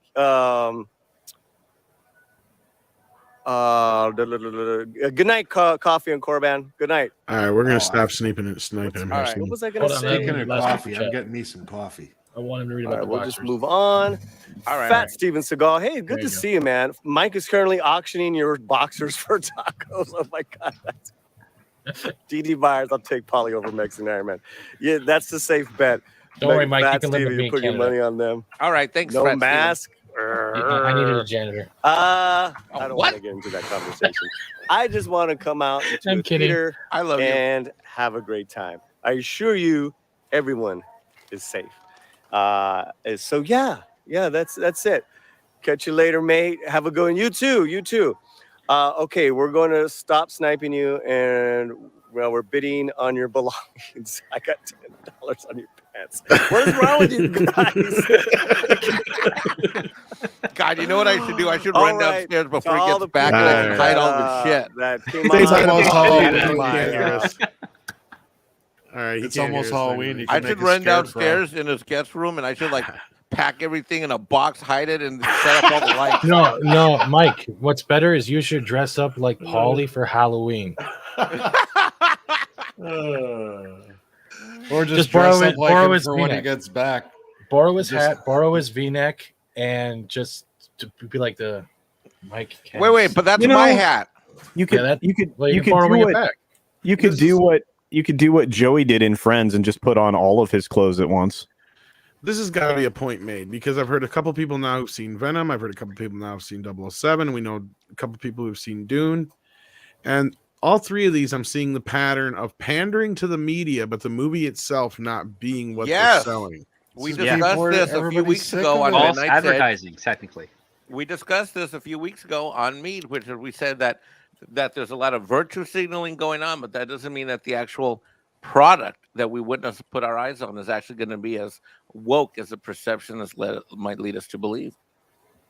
That's fascinating. I'm telling you, the first time I had a good feeling, and there wasn't a lot of woke, but was oh my god, the movie. Oh my god, one of the first movies I saw, the intern, not intern, the that's Mad Mardigan, by the way. No, yeah, he is an intern. He definitely shows it. Who actually had a link to this stream and didn't show up. That's okay. Dude, we're not missing anything. That's not true. And this is the end of the month, so he's. Oh my god, Culture! I was going to send a super chat. Ask you, is he like married to your I'm sister? How did he get on that show? I don't know. And you know what? Do you have another sister that I can marry to get on that show? I mean, what's your fast track? I got a smoking hot cousin, man. She did some adult films. Does she have your hair? What? Does she have your hair? The Protege movie. I love that movie. Oh yeah. Because I wasn't woke at all. The name of it. Yeah. The Prodigy. Should we start a petition for Mike to take over for the Wednesday slot? It's so good that we have script here to correct me when I talk like a hillbilly. The Prodigy is a different film and show. Yeah, I know. The Protege. The Protege. Protege. How about The Illusionist? Does that show work better? Yeah. Not bad. I mean, I gotta say for a meat show, I'm gonna say Fat Steven did a pretty good job here. Showing up tonight. You did pretty good. Okay. I only get 12 months to come on, so you know how Tom is. So it's all good. Oh, don't start playing that Valiant Renegade. No, I'm not. That's serious. It's literally. It's been like 12 months since he's been on. Yeah. Last it was January. I'm not joking, Mike. That's the joke. And if he's good, maybe I'll let him come on in 6 or 7. Thank you, Tom. I promise to never give you $500, but always give you one compliment a year. Yeah, it just happened to work out that way. Sorry. How do you say the emoji on the chat, bro? Literally, the give me $500 in FU is on the chat. Good. How do you say Now you earned it. Legarine or Legarine? Is it a word? I don't know what I'm saying. Legarine. Listerine. They love the show, and they're sitting back and relaxing with dinner, and I'm glad to hear that. Should I bust out the VTube then? Oh my! The Prodigy, Grant Gregory loves that band. That's good. Tangerine. Yeah. That's moist. That's tangerine. That's moist. Hey, slap your bitch up. Glycerine. Then we got Valiant Renegade. How you doing, buddy? Says, don't start playing Valiant Renegade. What, Mike? Finish your sentence, damn it. Or finish your damn sentence. What he's saying is you are playing the woe is me card because you don't get invited on enough, yet you're on everyone else's channel all the time. Dude. So they don't send you an invite. Yeah. Hi, I'm Valiant Renegade, and guess what, everybody? I'm going to go back in time. We're currently at 914.723 subscribers, and we've got about 3,743.998 pi divided by pi watch hours, and we're going to live stream soon. I just can't wait. And also, remember this. We're going to have a 1K subscriber. I'm going to thank everyone I just retweeted at, but I'm not going to invite half of them. Valiant, I want you to do me a favor. That's true. I want you to make me a couple of bumpers for MEAD Radio. Does that... Just ignore these fools. Teasing? Are you kidding? I would like Valiant Renegades. Like we all met teasing each other. Come on, my God. These trolls of the night. Like I would like Valiant's like 7th subscriber or something. As soon as I saw his first video, I called him up. And I said, you're going to Echo Base Network with me. You're going to be great. You're going to get monetized within 3 to 6 months. Let's do this. I love that guy. You got a new member, Lesurine. Oh, awesome. Welcome. Woohoo, welcome. Let me say it this way. I knew Valiant Renegade was a star as well, Mike, and I was like supporting him from the very moment that I could. And I'm not just doing that. Thanks. This virtue signal is brought to you by Culture Casino. I like candy corn and combing my hair. Well, I gotta give him a puppy. I'm giving you. Where'd you get that hat? I don't have one of those hats. Get this hat. Well, this is technically not MEAD, but I'll just give a minimum effort puppy since that's Mike's favorite one. Oh, Bambino, why can't you do that yet? Okay. See, whenever Tom goes, it goes off the rails if it's not his channel, and that's proven. It's hilarious. I do it on purpose. I know. We love having you. Whenever we try to do that on Culture's show, he gets very upset. By the way, has anyone seen the clip of Culture swearing and calling everyone asshats? Oh my God! No, where's that? I'll give you. Give me. Well, I'm hoping it'll become a song. I do that all the time. Hold on, let me find it. I've asked most of my friends if they're mentally deficient before. You do have a unique way of hanging out with people. Yep. I like straight up. If somebody says something whack enough, I'll be like, "Are you tarded?" Just See what? This is my Jesse impersonation. Jesse, talk about your favorite movie. Pick one. Clockwork Orange. Oh, wait. Okay, talk about some more. You know what's funny? He says he loves us, but he never talks to us. No. Hold on, Jesse. Go ahead. Talk about another favorite movie. Go ahead. Another favorite movie. Like what? You see, I interrupted him so fast. That's my Jesse person. Imagination. Well, Mike, if you never stop talking, it's hard to get that word in edgewise sometimes. Oh, look who's talking. Jesse, are you excited? I want to come movie visit you? sucks. Jesse, I'm coming up for Halloween week. Halloween week, that's cool. This is Halloween. This is Halloween. Valiant Renegade firing in another. Are you going to be up here on Halloween? Yeah. Well, I'll text you offline. I'll call you on the cell tomorrow. But are you going to dress up? If you wear a costume, I'll dress like Michael Myers. Okay. Wait a minute. Why would I come over to your house and you be dressed like Michael Myers? Because my son goes trick or treating. It will be fun. Oh. Well, I don't know. We'll figure out the date that I'm going to come over. But I'm going to come over because my kid lives like super close to you, and I got to go visit my kid for a week or two. So I'm going to come over 1 or 2 nights. Oh my God! You know what we should do? We should stream from your kitchen on the MEAD on Midnight Edge After Dark. Ooh. You and me side by side. I want a cooking stream. I don't think both you can Halloween fit on that is a Sunday. One white guy, one Mexican guy, two dudes, one kitchen, one guy half baked. If we do some cooking together, you guys show me how to make real Mexican food. I think you guys. Mike and Jesse need to get on stream together and reenact the script from Sister Act 3. Fuck that. 2 dudes, 1 kitchen, 1 half baked, and 1 baking half of a rabbit chicken. There you go. Actually, I just took out of the freezer. I had a half a prime rib I got to make. There you go. Yes. I got 8 steaks I got to cook up. How about that? Considering I haven't live streamed yet, stay tuned. Much love to Mike, Fat Steven and Culture, adjusting to maniacal schedule with kids this year. VR always comes on when he can. Yeah, VR is awesome. And, a regular hanging out with Doomcock. So it's not like he doesn't stream elsewhere. Yeah, and he's been through a lot of bullshit in the last few months with the storm. Yeah, thanking all of us, ignoring all of us, being on Doomcock. He's a big Thank schedule. you, Fat Steven. Thank you. You're welcome, Iron Man. You guys. Culture, you don't get the joking around. We're joking. What? These are your friends. These are your friends. We are Culture, your friends. I know there are friends. I'll get you, Steven. We're all right. All right. Nice. There you go. Jesus Christ, she's scary. Want me to be like that fat dude who punched his fucking monitor? You guys ready? Yeah, let her rip. All right. I don't know if we're going to watch all 2 minutes of this, but so thank you not already subscribed. Hold on. If you are subscribed, you got a unique opportunity to enjoy a whole lot of people just having a really good time. So thank you for being here. You guys make everything happen. If you're not subscribed to the wonderful people on this. Shut the fuck up, dickhead.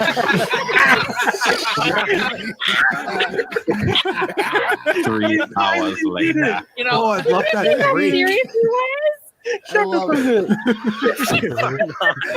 I'm about to make another fucking. I hope none of you die tonight. That's all. Oh, somebody please clip that. Please clip it. My opening. I want. Wait, here it goes. Wait, hold on, Jesse. Welcome to the gaming lounge. Shut the fuck up. That's getting put in one of my videos.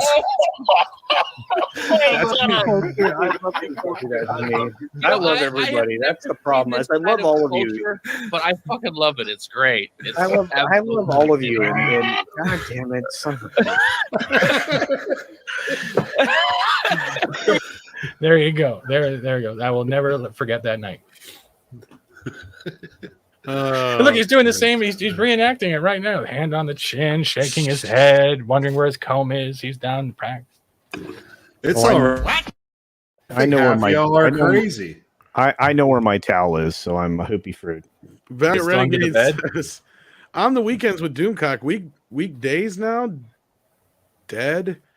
Oldest just passed driving test. That will help a lot. Hopefully a month and it calms down here. Yeah, hopefully everything will calm down for you, Valiant. and you can get yourself back in. I love his marketing style. It's like, I'm going to send super chats to get attention. I love it. That's an innovative. He's paying us off to be quiet. I think that's what he's doing. Brian Barth wants to know if do you hope Stallone doesn't? Did he even direct Cobra? Oh God, I love Cobra so much. I don't know if he directed that or not, though. Oh, such a good Cobra. I think he just rewrote it. Yeah. He wrote it, but I don't think he directed it. Yeah, but he's such a good. He may have. God, he's so good in that film. Cobretti's a great character. Should have been made like multiple movies. There was a lot of bad editing in that. I think that contributed to it. Here's the thing with Stallone is like the movies that he is the director on. You're pretty much probably getting his director's cut. I seriously believe this Rocky IV business has everything to do with they were probably pulling the negatives to do the scans, and they realized they had a shit ton of material, and it was just a perfect opportunity for him to do it, kind of thing. And you know, it may have been something that he had expressed wanting to do in the past, and it's kind of a gimme for, you know, Rocky Balboa being a hit and Creed 1 and 2 and shit like that, probably. I don't know. What do you think, Script? Yeah, I think that they see an opportunity for correcting something, because Rocky 4 and Rocky 5 had some weird takes by the audiences at the time. And I think they're like, well, let's start writing this ship and let's see if we can do well with this. And if so, maybe there's a chance we can correct Rocky 5. You think that's where it'll go? Because that one was actually directed by Albelson. Yeah, it was, but there was a lot on the cutting room floor for that one too. As true, there is a whatever you call it, a work print out there. I've heard too, so it'd be interesting to see. See, now as far as I always knew, Rocky 4 was one of the more well received of the sequels. It was 5 was the one that was. 5 was the worst one, yeah, but I mean, a lot of people said the whole AIDS guy in an alley. It's a street fight, yeah. I don't mind 5 as much. I get why some people don't like it, but I didn't like it because he ignored his son the whole fucking movie. That's kind of in the story. Yeah, that felt kind of out of character too. Yeah, Sadie, I know. With that, I guess Sadie's telling us it's about time to go. So let's start with Fat Steven and whatever the fuck that is. That's nasty. Ant-Man. That's Joe Biden. It's Aunt May. May. Gary Busey. Aunt May. Gary Busey, Aunt May. Yes. Same thing. Well, not really. One Promote yourself, Fat Steven. I will, Tom. I'm going on it right now. Thank you, Tom, for having me. Have a channel. I'm sure I'll regret it later. Oh, come on. I co-host the Lunch Table. I do a lot of gaming, pop culture stuff, Babylon 5. I do a show every other week with Pop Culture Minefield and every Friday with Pop Culture Minefield. Check me out. Mock me. Fat's in the name. You can call me Fat whenever you want. Thank you, Tom, Script, Culture, Jesse, and Mike. And, of course, myself. Because I'm awesome. Yes, indeed. Culture, you got anything coming up? Anything you want to plug? Well, yeah, actually. Okay, so tonight, of course, is the Thursday Night Throwdown over on Comics Division stream. So you got to check that out. Going to be fantastic tonight. We have a special guest this evening. It is George Molo joining us this evening. So if you want to see George on a stream live, cool. This is the time to do it. It's going to be a lot of fun. Lots of things to talk about. Believe it or not, it's kind of entertainment related because we're going to talk about some Will Smith. I see he's talking about critical race theory. It's kind of funny. The biggest actor throughout the 90s is trying to pretend that it's... Well, he wasn't as big as he was.